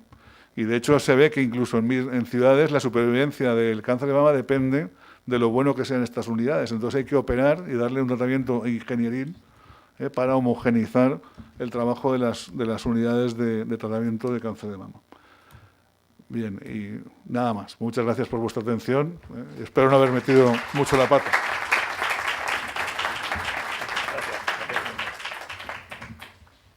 Gracias, Vicente. Bien, buenos días. En primer lugar, gracias por la oportunidad de compartir este rato. Yo, como algunos de los que han hablado antes de mí, pues también había preparado una presentación más para generar debate, ¿no? que presentar así cosas en un estilo más académico. Bien. Una pregunta, yo creo que ya ha salido. La ventaja o desventaja de ser el último es que muchas de las cosas que voy a decir ya se han dicho, y eso yo creo que va a ser ventaja porque la hora que es voy a tratar de acortar, ¿no? Así, una pregunta general que no tiene que ver con la salud. ¿Cuánta información producimos? Pues mirad, estos datos son abrumadores, ¿no? Más de 1 billón de consultas en Google al día, ¿no? Y según los estudios, pues en los próximos 5 años duplicaremos el volumen. Eso tiene una directa traslación al ámbito de la salud y tenemos datos de tipo imagen, datos de todo tipo almacenados en muchas partes, y eso nos abre posibilidades, como ya habéis dicho todos, yo creo que inimaginables hace muy poquitos años, y también nos abre retos en los que tenemos que trabajar desde distintas áreas, ¿no? Desde la parte de más matemático-estadística, de la parte tecnológica. Yo creo que muchos de los que estáis aquí tenéis este reto de futuro, y ahora que sois jóvenes, pues tenemos que animaros a eso, ¿no? Yo he titulado Data Mining y Salud porque soy muy disciplinado y David me propuso eso y lo he puesto. A mí me hubiese gustado más hablar de ciencia de datos, y no tanto de Big Data, porque Big no sabemos el Big como de Big debe ser, ¿no? Pero hace unos años el Big no existía, ¿no? Y ahora le decimos Big lo que antes no era. Bueno, el caso es que si hay algo que caracteriza a esto que llamamos Big Data y que es una parte de la ciencia de datos, pues sería el volumen. Yo creo que eso ya ha salido, no voy a incidir mucho más en esto, la variedad, y esto en salud es especialmente interesante. Yo creo que es uno de los grandes retos de futuro el trabajar con datos de distinta naturaleza, luego lo diré en una diapositiva, y la velocidad también. Vicente, yo creo que lo decía, ¿no? Esto necesitamos no solo tener, porque hay que separar quizá lo que es el nivel de investigación del nivel de acción diaria y utilización en el ámbito clínico efectivo, ¿no? Pues hoy qué voy a hacer, qué tengo que hacer, tengo un paciente que tengo que hacer con él, ¿no? Entonces necesitamos que esa información sea almacenada, procesada y utilizada de manera muy rápida, ¿no? Y esa es otra de las grandes características de esto que llamamos Big Data, ¿no? Bien, el Big Data se ha convertido en el nuevo oráculo, no parece que todo nos lo va a resolver, ¿no? Y ahora, bueno, pues he traído solo algunos ejemplos. El otro día leía una noticia de un artículo en el Nature que decía, bueno, he puesto las dos cosas porque lo que dice la prensa y lo que dicen los artículos a veces son un poquito distintos, ¿eh? La prensa dice la inteligencia artificial, no sabemos muy bien qué es eso, pero ya detecta el cáncer de piel mejor que los dermatólogos. Hombre, pues esto habrá que verlo, ¿eh? No se puede sustituir el médico, obviamente, pero claro, la cuestión es que tenemos métodos, en este caso basados en lo que llaman Deep Neural Network, estas redes neuronales profundas, algunos le llaman de alta complejidad, que permiten clasificar tipos de cáncer de piel, y en este caso, por ejemplo, este artículo de Nature que tuvo bastante audiencia, ¿no? Pues se basaba en una muestra enorme, ¿no? Y esta es un poco una de las grandes potencias. Tenemos ya tecnología para hacer estas cosas. Otro ejemplo de esto pues es en cáncer de mama, también en este caso utilizando aprendizaje profundo, pues que permitía discriminar tipologías y poder actuar de una manera mucho más efectiva, ¿no? Y pues un artículo también de hace poquito. O, por ejemplo, la capacidad de predecir. Esto seguramente será lo que nos tiene que dar, digamos, una de las mayores aplicaciones. No solo describir, que hay que empezar por ahí, sino predecir. Desde el punto de vista ya del data mining o de la ciencia de datos, lo que podemos hacer con la información básicamente es describir, es decir, en la observación de acuerdo con la información que tenemos, esto es lo que ha ocurrido, modelizar con el objetivo que sea. Uno de ellos, por ejemplo, es hacer clasificaciones. Esto es bien importante. A veces, creo que lo decía Juan Carlos, no tenemos claro qué es esto, qué es una patología o qué es una enfermedad, ¿no? Nosotros ahora, por ejemplo, tenemos un caso con clasificación con neuroimagen funcional para esquizofrénicos. Y ahí hay que comparar con población sana. Entonces, no está clara la frontera entre tipos de esta enfermedad. Y permitidme que hable también con mucha ligereza de los aspectos médicos, así que y también la frontera con los individuos sanos, pues a veces, y en este tipo de investigaciones es a veces difusa, ¿no? Entonces, hay que usar clasificadores que permitan manejarse con este tipo de situaciones. Y por último, quizá esto sería la máxima potencialidad que podemos esperar de técnicas matemático-estadísticas, sería la predicción de lo que sea, ¿no? Pues de si hay o no un tipo de situación, de cómo va a evolucionar o qué va a ocurrir en temas de supervivencia, de agravamiento de enfermedades, de cinética en cuanto a fármacos y tal. Bien, esto sería. Bien, y esto, ya decía que esto es una presentación más para motivar debate que otra cosa. Esto nos lleva a perspectivas de futuro, muchas se han mencionado y entonces, por tanto, las pasaré rápidamente, pero nos lleva a retos también, y también sin ánimo de ser exhaustivo y riguroso en cosas, pero algunas ideas que creo que nos darán mucho que hablar y que trabajar, ojalá, en el futuro. La primera yo creo que es la integración de datos de distinta naturaleza. Ahí tenemos un reto importante, tanto desde el punto de vista de la tecnología como desde el punto de vista de la informática. Es decir, esto tiene que recogerse, almacenarse en algún sitio y tiene que procesarse, y esto no es tan fácil. Pues información de imagen médica cruzada con cuestionarios sobre hábitos de vida o, no sé, pues el caso que trabajamos en depresión postparto en mujeres, ¿no? Donde teníamos datos. Queríamos hacer una explicación, una predicción de probabilidades de tener una depresión postparto, ¿no? Esto que afecta a un 13% más o menos de las mujeres, dicen que es una estimación a la baja. Entonces teníamos datos genómicos, teníamos datos hormonales y también datos ambientales, ¿no? Y esto de la interacción gen-ambiente era el foco de atención del trabajo. Claro, ¿cómo integrar todo esto? Pues ahí nos encontramos con dificultades, ¿no? Y luego había algunos datos de análisis también de sangre y también de acontecimientos, situaciones que habían pasado, aparte de las características de los propios pacientes. ¿Cómo integrar todo esto? Tiene dificultad a nivel técnico, informático me refiero, pero también una dificultad a nivel de tipo de análisis que empleemos.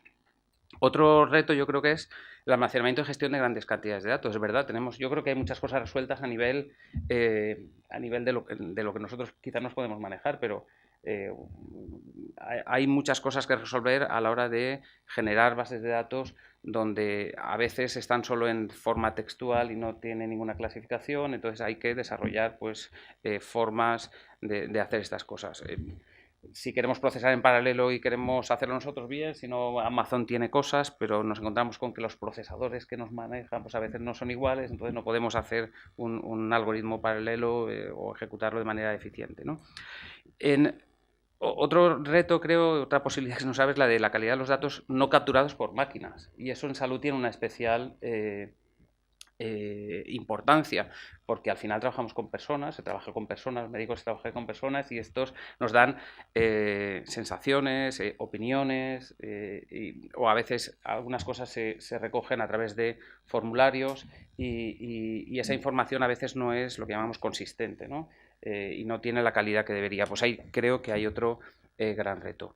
Un reto, y esto es lo que más nos afecta a los que trabajamos en el ámbito más estadístico, pues son los nuevos desarrollos para adaptarnos a la cantidad de nuevas situaciones en las que nos podemos encontrar, tanto como volumen, como por naturaleza de datos, como por objetivos, ¿no? Y ahí pues están haciendo grandes cantidades de cosas. También desde el punto de vista estadístico, lo de los tamaños muestrales grandes, ¿no? ¿Cuántos datos necesitamos? Esta es la pregunta del millón en estadística, ¿no? En el caso del artículo de Nature, pues tenía una muestra enorme, eran 130.000 casos, 130.000 imágenes. Bien, hay bases de datos muy grandes por ahí, pero cuando uno va a manejar una situación muy particular, digamos una investigación muy acotada, en un caso muy acotado, nos encontramos muchas veces con que el número de pacientes en el que tenemos toda la información completa para poder analizar son bastantes menos de los que requeriríamos para tener valores de probabilidad bien calculados o para tener estimaciones más o menos precisas de lo que podría ocurrir en el futuro. Bien, y un último reto, ya digo, sin ánimo de ser exhaustivos. Yo, si hubiera oído primero a Vicente, hubiera dicho también el tema de la seguridad, pero como yo no soy informático, seguridad y privacidad, es las dos cosas. Creo que eso también es un gran reto. Y por último, yo creo que hay otro reto importante y es que necesitamos nuevos profesionales. En el Foro Económico de Davos se decía que muchas de las profesiones que tendremos dentro de 15 años, 20 años no existen todavía, y yo creo que aquí se está abriendo, y esta es mi última diapositiva, un nuevo perfil de profesional que ojalá que seáis vosotros, muchos de vosotros, que requiere de algunas competencias o alguna mezcla de competencias que en estos momentos no estamos acabando de diseñar o de configurar, ¿no? Entonces siempre tenemos este dilema entre si todo eso tiene que estar en la misma persona o en el mismo equipo de trabajo. Eso es una cosa de la que hay mucho que hablar, pero lo que sí parece claro es que alguien que trabaje en este ámbito de la ciencia de datos aplicada a la salud tendría que saber de ciencia de datos, lógicamente, tenía que tener competencias informáticas y tenía que tener unas ciertas competencias en temas de salud, aparte de las soft skills, las competencias transversales necesarias para todas, y para todos los estudiantes y para todos nosotros también. Y esa nueva combinación creo que nos da un perfil interesante, y creo que lo decía Emilio antes. Creo que hay una vía de futuro abierta para nuevos profesionales, y yo me alegro pues que en esta casa tengamos titulaciones como las que estáis vosotros, que tienen perspectivas de futuro muy muy interesantes, ¿no? Y esto no es tan fácil decir a día de hoy. Bueno, yo con esto, como habéis dicho muchas cosas ya, no quiero repetir, yo con esto acabo.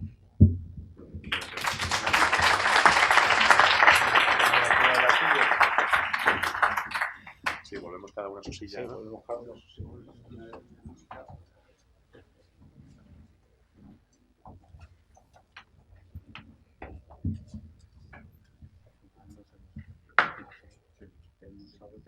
Hola, hola. Vale, muchas gracias a los cuatro, muchas gracias.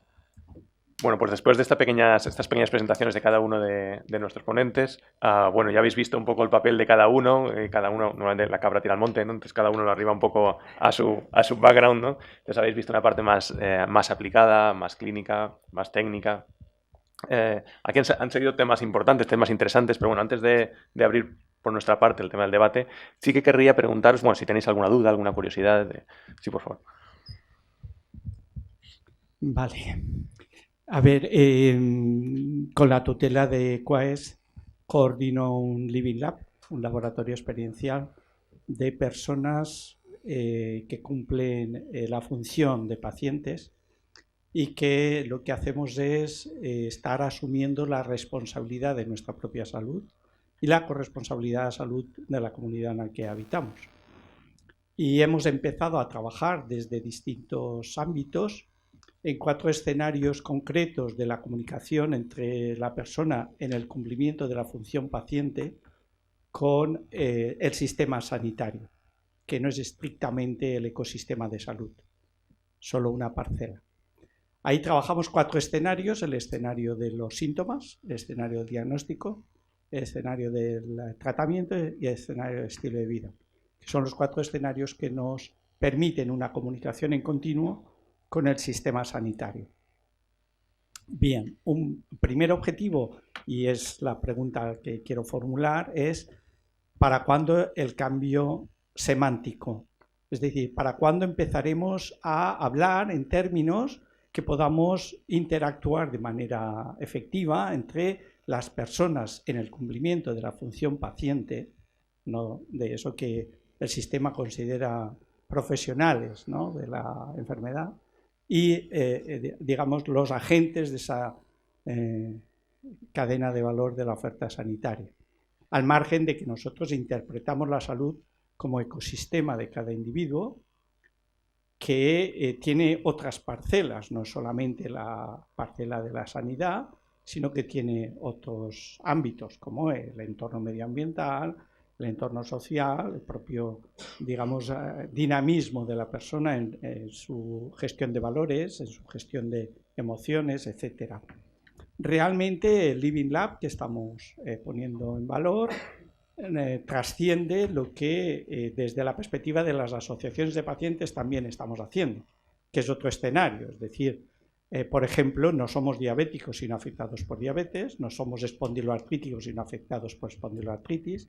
Me ha gustado mucho que Juan Carlos Triviño utilizara el término paciente sano, y me gustaría que cuando hablamos de enfermedad habláramos de afección, no de un escenario crónico en el que habitamos, ¿no? De hecho, el término enfermo está puesto en nuestra digamos, reflexión en crisis, porque hablamos de personas afectadas por una patología, no de enfermos, ¿vale? Y claro, lo que pedimos a la universidad y lo que pedimos al sistema sanitario es para cuándo nos atreveremos a iniciar esa necesidad de cambio semántico que las personas en el cumplimiento de nuestra función paciente necesitamos. Y que tiene que ver mucho con el uso de los términos que utilizáis en el ámbito de los Big Data, etc. Porque, para ponernos de acuerdo, como antes ha dicho Vicente Benlloch, los pacientes o las personas en el cumplimiento de nuestra función paciente tenemos una información impresionante que en el Delphi que estamos desarrollando, por ejemplo, en el ámbito de los síntomas en autoinmunes, pues nos da una cantidad de información increíble de digamos, de los desacuerdos que se producen entre la información que maneja la persona y la que maneja el sistema. Claro, si eso no acabamos acortándolo, lo que estamos generando es una distorsión de la realidad y la persona en la gestión de su salud está funcionando a su manera y utiliza al doctor Google como asistente habitual. Y cuando nos encontramos con los médicos, bueno, con los que ya empezamos a interactuar y hacer que, por ejemplo, cambien la posición del ordenador para que médico y persona, paciente, veamos los dos la información que manejamos, para cuando empezaremos a entender que esa información es propiedad del paciente y no propiedad solo del sistema en los diferentes interlocutores, cuándo podremos manejar una carpeta de salud inteligente que nos permita facilitar los datos a los que configuran la asistencia próxima de nuestra gestión, por ejemplo, nuestros farmacéuticos o nuestros psicoterapeutas o nuestros que no están en el escenario, digamos, oficial de la salud, etcétera. Entonces, ¿en qué medida la cátedra nos permitirá una interacción en continuo para ayudar a gestionar esa información? Gracias. Gracias por su pregunta. Siendo breves, a través de la formación. Es decir, yo creo que, bueno, ahora pasaré a los compañeros de mesa si quieren comentar alguna cosa, pero respecto a lo que la pregunta de para cuándo ese cambio semántico, yo creo que en realidad no es por mala fe. Es decir, no es por ignorancia muchas veces, ¿eh? Entonces, cuando haya una buena formación, es decir, yo me encuentro muchas veces en que no sabes muy bien si decir enfermedad, patología, disfunción, entonces, porque crees que en alguna de las palabras vas a pisar algún callo, ¿no? Entonces, muchas veces es por ignorancia. Entonces, a través de la formación es como podemos llegar a ese cambio semántico, ¿no? Por el que preguntaba. Por tanto, es un poco de, bueno, también estamos hablando de un campo en el que, y esta mesa redonda realmente está en el borde entre dos mundos, es decir, mundo clínico, biomédico, biológico, y un mundo puramente ingenieril, técnico. Poco a poco van surgiendo nuevas titulaciones y, bueno, esta escuela, de hecho, es la sede del grado de Ingeniería Biomédica y, bueno, aquí en la universidad hay varias titulaciones que están ya mezclando esos dos mundos, ¿no? Ese mundo clínico y ese mundo ingenieril. Y entonces eso ayuda a esa formación que los que en su momento, cuando estudiamos una parte técnica o una parte clínica, bueno, pues ahí ya se van un poco imbricando esos dos mundos, ¿no? Y eso ayuda a que tengas un poco también de conciencia de lo que hay al otro lado, ¿no? O por lo menos ya tengas los dos pies, uno en cada mundo, y por lo tanto vayas formándote y vayas aprendiendo ese lenguaje y esa sensibilidad y puedas manejar un poco también los conceptos de forma más correcta, ¿no? Por lo tanto, es a través de la formación. Es decir, yo creo que en ese momento es cuando podremos ir haciendo ese cambio semántico. Yo les animo para que continúen y vayan difundiendo su labor, porque es que al final es cuestión de formación, vaya. Y entonces aquí que hay mucha gente joven, están los que ya no somos tan jóvenes, pues bueno, nos cuesta un poco más, pero los que son jóvenes, bueno, ya es de forma natural, yo creo que ya a partir de ahí, bueno, dentro de su formación ya entra ese cambio semántico, espero, ¿no? No sé si queréis comentar alguna cosa más. Bueno, yo creo que debemos de darnos cuenta, y también esto a nivel de los ingenieros, que el nivel cultural en España ha aumentado enormemente y, claro, en el fondo nosotros estamos para servir a los pacientes. Y sí que después de oír la reflexión que nos ha dicho antes, pues evidentemente los pacientes ahora están adquiriendo un papel mucho más protagonista y mucho más decisorio, porque las posibilidades de diagnóstico, de tratamiento, en fin, y de integración social, etcétera, todo lo que hemos oído, esto ha cambiado de manera exponencial. Si no, uno de los grandes avances que hemos vivido en este final de siglo, principio de siglo, es la aparición de Internet, la difusión del conocimiento y la oportunidad de tenerlo. Entonces, yo creo que deberíamos también de plantearnos, dentro de todas las plataformas de tratamiento, de diagnóstico, de salud, verlo también desde la perspectiva del paciente, y darle la información que nosotros tenemos, mejorar nuestra capacidad para informarles, porque ahora estamos en competencia muchas veces con personas que tienen mayor difusibilidad por Internet, pero menos conocimiento de la enfermedad en sí. Entonces creo que eso es una reflexión también muy interesante, el ver todo eso también desde la perspectiva del paciente.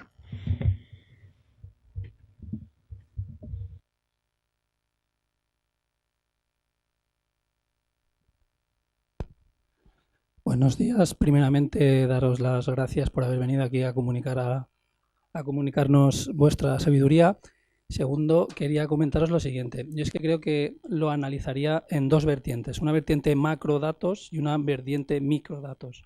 Es decir, en el ámbito de los macrodatos sí que hay que tener una serie de pautas para hacer, o unos biomarcadores que habéis apuntado, para hacer un patrón estándar de una enfermedad tipo, por ejemplo, a la cual desde un determinado paciente poder comparar con ese patrón, como se hace en genética, y así poder predecir.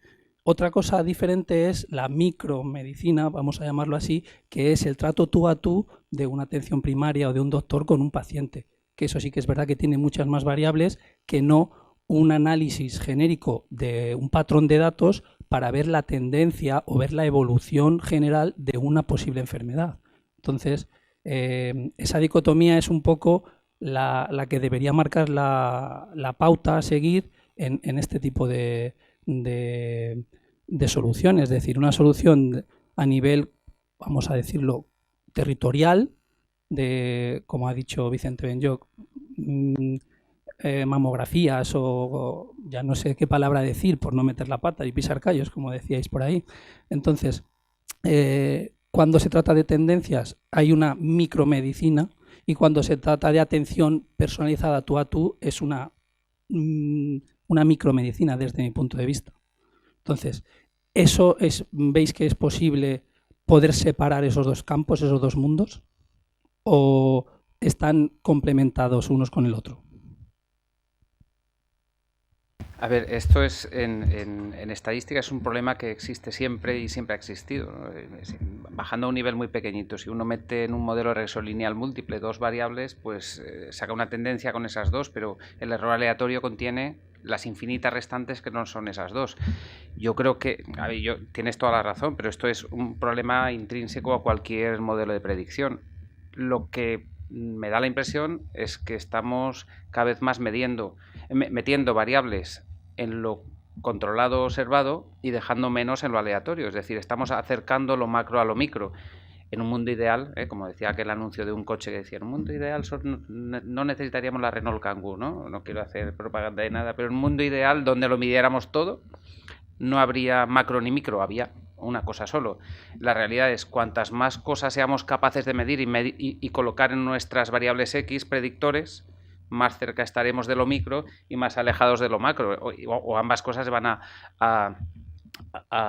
digamos, a acercar lo más posible. Evidentemente nunca se puede acercar del todo, pero la cuestión es, desde el punto de vista de investigación, yo veo que cada vez todas las herramientas que hemos mencionado aquí, data mining, ciencia de datos, big data, nos están dando más capacidad de predicción precisa o de modelización precisa midiendo variables en los predictores, ¿no?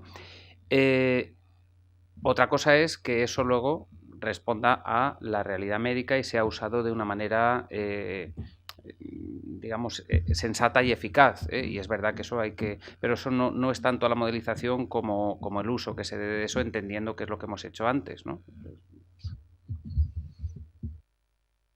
Aprovechando la pregunta y el hilo, yo también lanzaría una pregunta a todos, es respecto a, por ejemplo, qué grado de... o hasta dónde estamos dispuestos a realmente a compartir nuestros datos clínicos personales, ¿no?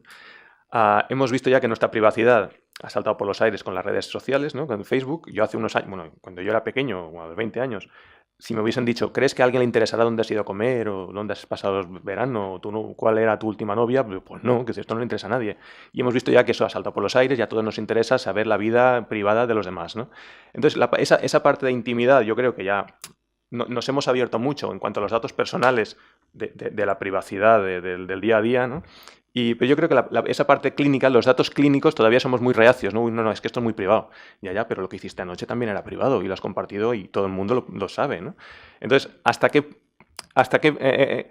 punto estamos dispuestos realmente a compartir nuestros datos clínicos para poder acercar esa macro a esa micromedicina, en el sentido de que podamos compartir, bueno, de forma anónima, pero cuando somos todavía sujetos sanos y como indicaba en la primera pregunta nuestro compañero, el tema de que seamos realmente actores principales de la gestión de nuestra salud, ¿no? Porque yo creo que uno únicamente o por lo menos se preocupa por su salud cuando la pierde, pero sería interesante realmente ser consciente de que uno puede ser actor principal en la gestión de su salud y podría empezar, por ejemplo, planteándose vamos a compartir estos datos entre todos y vamos a ayudar a esos modelos predictivos, de momento cuando todavía soy sano, porque posiblemente me ayude cuando o cuando vaya perdiendo esa condición de sano, ¿no?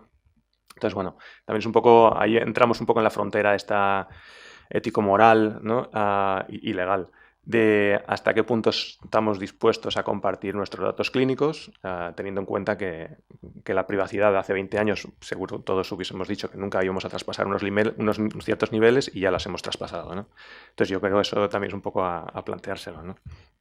No sé qué pensáis los compañeros de mesa respecto a esto. A ver, en ese respecto, por ejemplo, ya se están empezando a plantear los primeros problemas ya mismo, porque la tecnología va muchísimo más rápido que la legislación. Entonces, por ejemplo, lo que tú indicas, por ejemplo, ya no es tanto la preocupación de compartir o no compartir los datos, que obviamente existe, es si alguien puede utilizar tus datos para elementos pues que a lo mejor son poco claros. En Estados Unidos, por ejemplo, ya se estaban empezando a plantear los datos genómicos, pues por ejemplo, en las aseguraciones. ¿Cómo de ético es pedir datos genéticos de susceptibilidad para dar o no dar una póliza? Entonces, eso, por suerte, va a hacer que el tribunal lo cerró rápidamente. Pero es decir, no solamente es el ámbito de compartir, que siempre es positivo, sino cómo se van a usar, cómo se va a regular el uso de esos datos, pues obviamente a fines clínicos, científicos o positivos, ¿no? Y que no sean, pues, por ejemplo, pues otros elementos o usables como, por ejemplo, pues estratificar o en función de qué, en recursos humanos, por ejemplo, o en aseguradoras, darte un sí o un darte un no. Queda también ahí que es, para mi punto de vista, el principal peligro de toda esta información. Muy bien. ¿Alguna otra pregunta? Hola, buenas. En primer lugar, enhorabuena por las charlas. A mí particularmente me han venido muy bien, me resultan muy interesantes. Y quería hacer una pregunta sobre todo a Emilio y a Vicente. A ver, como desde mi desconocimiento y poca experiencia en el tema, yo lo que estoy viendo es que la minería de datos, por ejemplo, en imagen médica, hay infinidad de artículos que se están estudiando, que se están consiguiendo resultados muy importantes, pero me gustaría saber desde el punto de los radiólogos si se fían de esos datos, si se aplican realmente. A lo mejor sí que hay modelos predictivos que sí que ya se aplican, pero hay infinidad de artículos. Yo, por ejemplo, he leído hace poco artículos de que pueden, con análisis de textura de tumores cerebrales, se puede distinguir el tipo de tumor. Pero me gustaría saber eso, si se va a aplicar, si se aplica, desde mi desconocimiento digo, si los radiólogos se fían de aplicar eso, y si no, ¿qué tendríamos que hacer para que llegue un punto en el que digan, vale, ya no hay que hacer procedimientos invasivos, ya no hay que hacer exámenes histológicos, histopatológicos? Y esa es mi pregunta. Bueno, los exámenes histológicos y histopatológicos, eso nunca se va a dejar de hacer. Me explico, porque la radiología, de momento, hasta donde yo sé, únicamente valora el comportamiento macroscópico de las enfermedades. pero no llegamos al comportamiento microscópico. Entonces hay muchos datos que no vamos a poder saber nunca con los datos que tenemos ahora mismo. Ahora bien, el análisis de texturas que tú comentabas, pues hombre, eso tiene su interés. Ya lo creo que tiene su interés para poder diferenciar el tipo de tumor cerebral, por ejemplo. Y eso, claro que... Lo que pasa es que nosotros, ten en cuenta que en el informe radiológico, nosotros utilizamos modelos estadísticos de análisis condicionado. O sea, somos muy bayesianos los radiólogos al informar. ¿Me comprendes? Tiene todo que cuadrar. O sea, un mismo dato, pero en un entorno distinto, se interpreta de una forma diferente. O sea, por ejemplo, antes os he contado la mamografía. Fijaros lo importante que es la mamografía, que están ahí, vengan a hacer propaganda en todos los medios de comunicación. Pues la mamografía no tiene parámetros de normalidad, ¿entiendes? Sino que nos basamos en parámetros de simetría y asimetría. ¿Eso qué significa? Que un mismo dato semiológico en que está en las dos mamas y que es simétrico lo vamos a considerar normal, y sin embargo ese mismo dato en una mama que es, por ejemplo, es una mama completamente grasa, pero de repente aparece ese dato, pues quizá lo vas ya a biopsiar porque tienes que descartar que es un tumor. ¿Me he explicado? Entonces, es un tema muy, muy complejo lo que es el informe y la relevancia que se le da.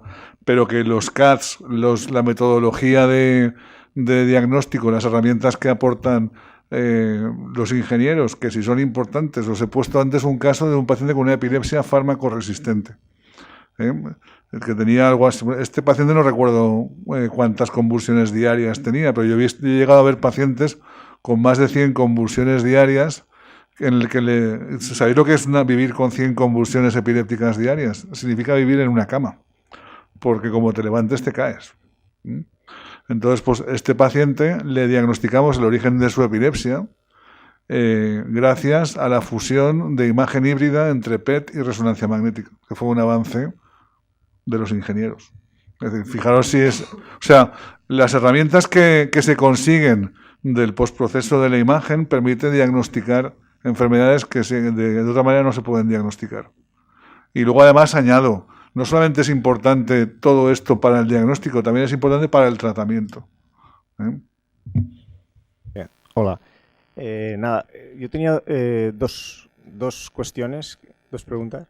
Una era la diferencia entre el Big Data y la minería de datos. Sé que pues, son conceptos que en un principio, a mi entender, han aparecido, luego se hablaba mucho de una cosa, luego se ha hablado de otra, no sé si son diferentes en el título de la presentación y era una de las curiosidades que tenía antes de llegar aquí. Y la otra pregunta es compartir. ¿Cómo...? Bueno, esto yo creo que tiene un hilo muy largo, que sería, pues desde el punto de vista de grupo de investigación o científico, o incluso desde el punto de vista radiológico, vamos a compartir cómo puede alguien como insignificante, mortal como yo, que está empezando en esto de la investigación, cómo puede acceder a esos datos, cómo va a gestionar cuál es esas imágenes radiológicas que tienen, ese banco de imágenes que pueden tener, esa investigación que ustedes están realizando, cada uno en su ámbito y cada uno en sus campos, cómo puede integrar ese compartir, ya no el Big Data que hemos hablado de accesible por todos, que hemos dicho que está en Internet, que está en muchos sitios, no, sino ese estudio, ese trabajo que realiza cada grupo de investigación, ese compartir significa que otros puedan tener esos datos y puedan utilizar esos datos masivamente. Pongo un ejemplo. Si hay un radiólogo aquí en Valencia que está haciendo imágenes radiológicas sobre epilepsia, sobre mamografías, no sé, sobre otra afección, si hay otro radiólogo en Madrid o en Estados Unidos que está haciendo lo mismo, puede disponer de esas imágenes y crear ese Big Data real y empezar a trabajar en común. ¿Cómo se gestiona eso? Por eso decía que esa pregunta es bastante ambiciosa. Y desde el punto de vista de la Fundación QUAES, ¿cómo va a gestionar ese compartir? Gracias.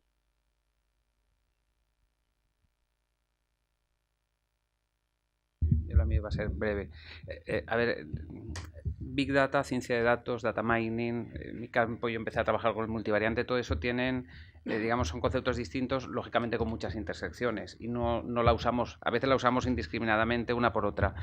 El concepto de ciencia de datos, el data science, es ahora mismo lo que está más de moda y porque también es verdad que engloba muchas cosas. Un científico de datos sería el que tiene herramientas por una parte informáticas, por otra parte matemático-estadísticas, por otras herramientas de distintos campos, de la parte empresa, salud, educación, lo que sea, y luego otra serie de competencias de otro tipo. La parte de minería de datos está más centrada en lo que es analítica de datos. Entonces, la minería de datos es un nombre que se le ha dado a a la disciplina en la que se trabajan con múltiples técnicas matemático-estadísticas de muy distinta naturaleza, es decir, explorar datos para obtener resultados de acuerdo con los objetivos. Fíjate lo que acabo de decir, una cosa súper extensa. Y el Big Data pues tiene mucha audiencia, Big por lo de Big, ¿no? Lo que nadie sabe es cuánto es Big. El otro día me decían, mira, es que tengo un problema de investigación con un problema de Big Data de verdad, tengo 650 datos de niños con cuestionarios de salud y, hombre, Big tampoco es decir, Big es el caso que estoy trabajando con Ford, que nos recibimos a la semana 95 millones de filas de datos con varios miles de columnas. Esto es Big Data de verdad, ¿no? Pero decir que Big Data es a partir de 20 y el 21, o sea, el 21 sí, pero el 20 ya no, entonces, a mí me gusta más el término ciencia de datos, que engloba muchas cosas, entre ellas la parte analítica de datos, y ahí estaría metido el data mining, ¿no? Y el Big Data es, pues, cada vez que tenemos velocidad, volumen y variedad, ¿eh? Eso sería un poco, ¿vale? Y todo eso muy flexible, ¿eh? O sea que le puedes llamar como quieras, ¿eh? En cuanto a lo que es el archivo de datos, bueno, pues nosotros tenemos lo que son los packs, de lo cual os he estado hablando antes. Tenemos packs y la experiencia de... Eresa es una empresa con 30 años de historia, a ver, no más, 37 años, perdón, desde el año 80. Tendremos datos de imágenes digitales, pues seguramente desde mediados de los 90 en diferentes formatos de archivo. Y bueno, pues nos encontramos con una situación que debemos de manejar todo esto. Pero claro, por supuesto que nosotros estaríamos encantados en que se pudiese hacer, o sea, por supuesto, debería haber constancia administrativa, debería de pedirse permiso, o sea, pero claro, ¿por qué no? Claro, naturalmente que sí, que quisiéramos que se hiciera minería de datos anonimizando, preservando siempre todo, o sea, con todas las garantías de privacidad, de respeto y de que se va a hacer un uso científico de los datos que tiene ERESA, naturalmente que estaríamos encantados de que se hiciera, ¿sabes? Y que aquello constara también como actividad de la cátedra y del grupo. Es decir, naturalmente que nosotros somos una empresa de diagnóstico por imagen, de diagnóstico genético, una empresa médica, y todo lo que sea la promoción de la salud, la investigación, la mejora, todo eso son cosas que forman parte del código ético del grupo y que por lo tanto estaríamos encantados de colaborar en ello. Eso sí, siempre lo que nos gusta, lo que debe de quedar es bien claro que hemos colaborado, que lo hemos prestado y que estén todos los agradecimientos y todas las cosas. Gracias, Vicente. Pues retomando todavía una pregunta que había quedado pendiente de Rafa hacia Emilio, me permito darle la palabra a Emilio para que la pueda responder y también le lanzo una pregunta. No se lo pregunto a Vicente por conflicto de intereses, pero se lo pregunto a Emilio porque la pregunta es, ¿desaparecerán los clínicos? Es decir, ¿seremos capaces de algoritmizar toda la medicina?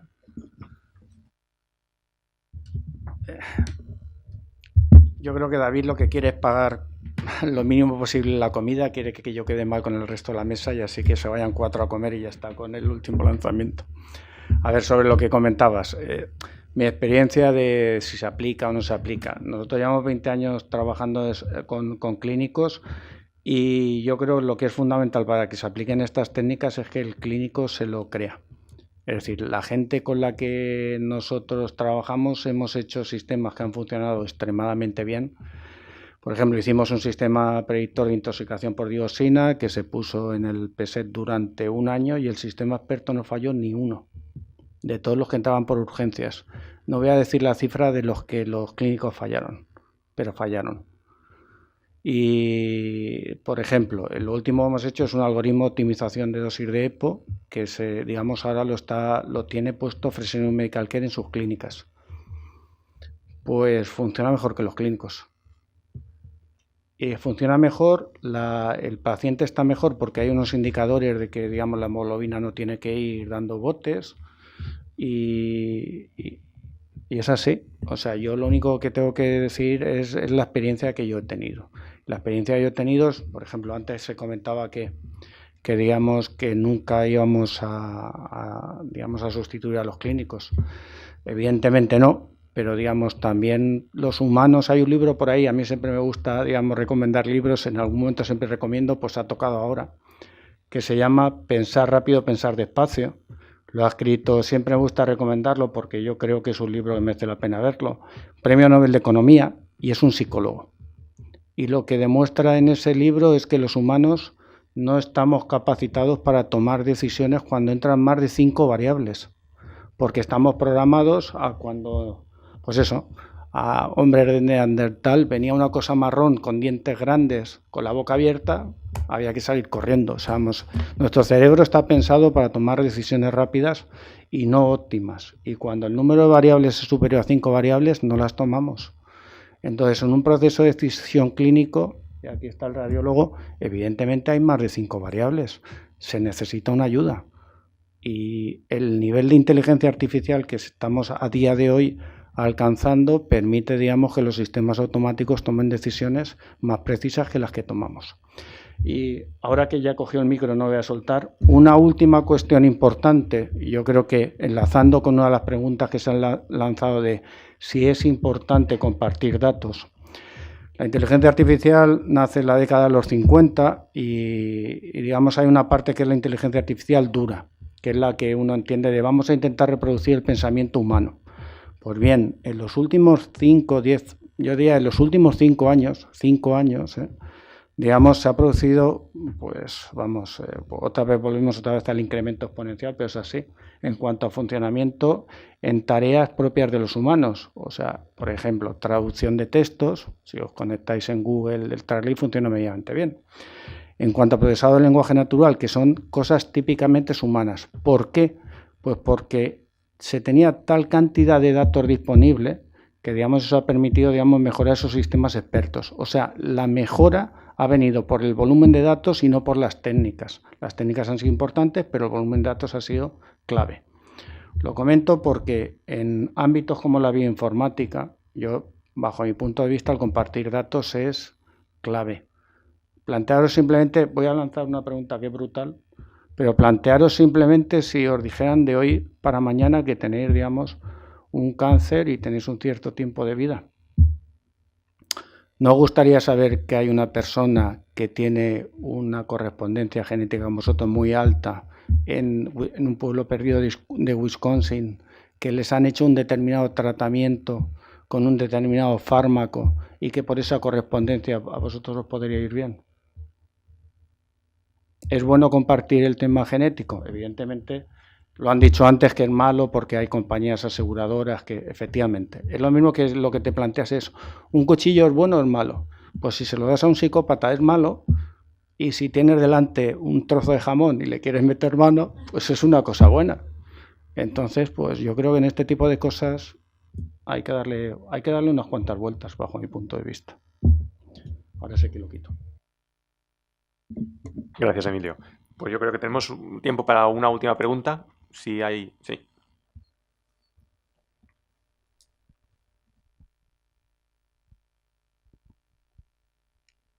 Hola, buenas. Mi nombre es Pablo, soy estudiante de último curso de grado de Ingeniería Biomédica aquí en la Universidad Politécnica.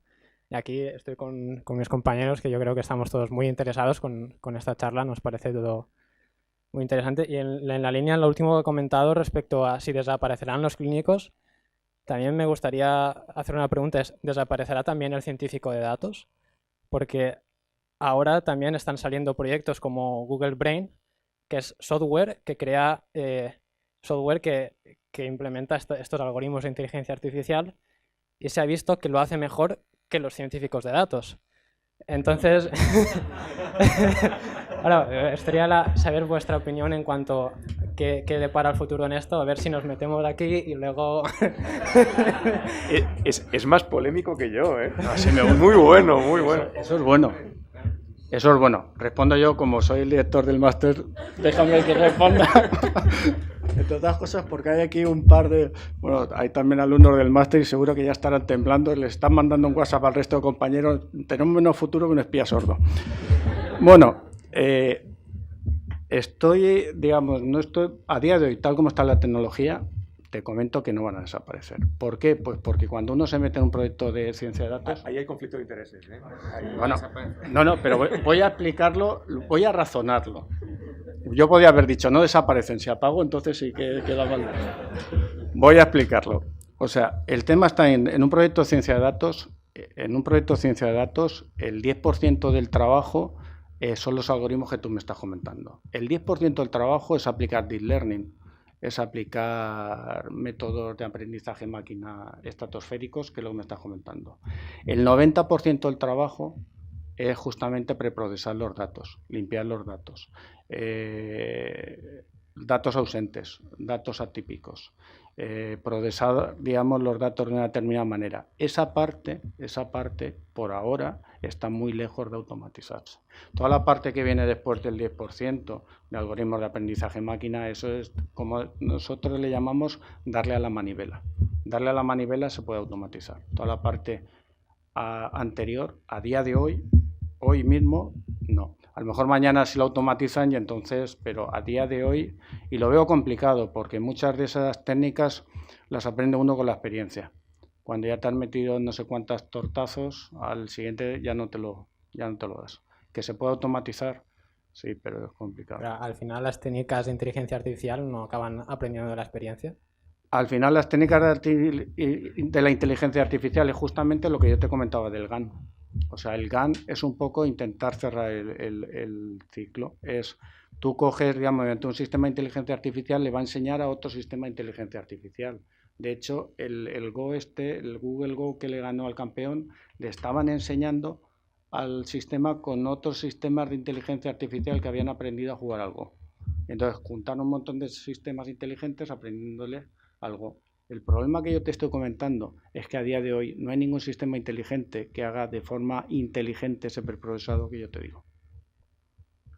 ¿Te lo has creído? Sí. Vale. Me lo creo. El año que viene en el máster.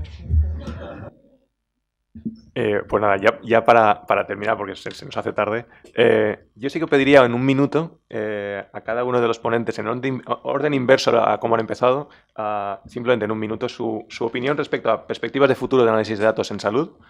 Y luego, ¿qué le aconsejarían a los futuros egresados o los estudiantes actuales de los conocimientos básicos que debería tener todo buen analista de datos que en un principio espere jubilarse como analista de datos, ¿no? Y en este entorno de salud, ¿no? Es decir, lenguajes de programación, conocimientos básicos, un poquito de hacia dónde vamos y qué les puede interesar a los futuros egresados y futuros interesados en trabajar en este mundo laboral, ¿no? Entonces, si queréis, lo hacemos en orden inverso como hemos participado, hemos entrado en la participación. Gracias. Pues vaya pregunta para un minuto. No sé si voy a ir a la comida al final. Puedo decir una cosa solo, no va a desaparecer la ciencia de datos. Ya estamos los profesores universitarios para hacerlo muy difícil en la carrera y que nadie se dedique a eso. A ver, como los retos de futuro ya los hemos dicho un poquito, yo me gustaría decir, y era mi última diapositiva, creo que hay un nuevo profesional que está, digamos que cogiendo fuerza, que es el del científico de datos, pero no como el estadístico de antes, que aparece en algún momento cuando hay datos y tal, sino alguien que es capaz de manejar una determinada situación con una combinación distinta de herramientas. El porcentaje es distinto dependiendo de las aplicaciones, pero yo creo que de tener competencias informáticas, entre ellas programación, pero no solo, competencias matemático-estadísticas, yo diría que esto es una de las, y me alegro mucho de que sea así, porque yo soy matemático y trabajo en estadística, una de las potencialidades que permite este nuevo perfil, conocimientos técnicos del ámbito en el que se maneje. Esto será mayor conforme más cercano esté a ese ámbito, al ámbito científico, al ámbito de educación, al ámbito de la salud, al ámbito de la empresa. Y luego, una cosa muy importante, no os olvidéis, las soft skills, esto que nosotros llamamos competencias transversales. Soy convencido de que eso es una de las competencias transversales, como comunicación efectiva, liderazgo, trabajo en equipo, capacidad de movilizar capacidades de otros, creatividad e innovación. Eso, no os olvidéis de eso. Un minuto. Yo, como médico, lo que sí que quisiera es un poco cambiar el paradigma. Como os he dicho, en este último final del siglo y principio del siglo, el conocimiento se ha democratizado, se ha extendido. Entonces yo creo que deberíamos de plantearnos modelos más deliberativos a la hora de plantear la asistencia médica. Es decir, creo que vosotros que sois ingenieros tenéis que empezar a plantear herramientas que sirvan al paciente para colaborar en la toma de decisiones en los tratamientos, porque además debéis de ver que no solamente vosotros vais a ser ingenieros, sino que vais a ser también pacientes. Y entonces eso, quiero decir, hemos vivido una medicina muy dirigida por parte del médico, de diferentes especialidades, y que yo creo, me da a mí la sensación de que vamos a pasar a un tipo de medicina en donde van a participar de forma mucho más integrada pacientes, otros profesionales vinculados a la salud, donde ahora mismo todo esto no está ponderado. Yo, por la experiencia en otros países, por ejemplo, he ido trabajando en el Reino Unido. Estos últimos años he observado que en el Reino Unido no se le da de alta a un paciente hasta que los profesionales de enfermería están de acuerdo. Es decir, porque, por ejemplo, un paciente puede tener su problema médico resuelto, pero puede, por ejemplo, una apendicitis, se ha resuelto la cirugía de la apendicitis, pero la herida no está bien curada, que es la que está manteniéndolo el enfermero, por ejemplo. Quiero decir que yo creo que el futuro va un poco por ahí. Tener en cuenta que no vamos a una medicina tan dirigida, sino que va a ser más deliberativa. Las redes sociales van a tener que entrar, lo que hemos hablado del señor que tiene un perfil genético similar en Wisconsin, y donde a ver qué planteamiento terapéutico se ha hecho, etcétera. Todo ese tipo de cosas creo que van a aparecer en el futuro, y es donde debéis de centraros un poco.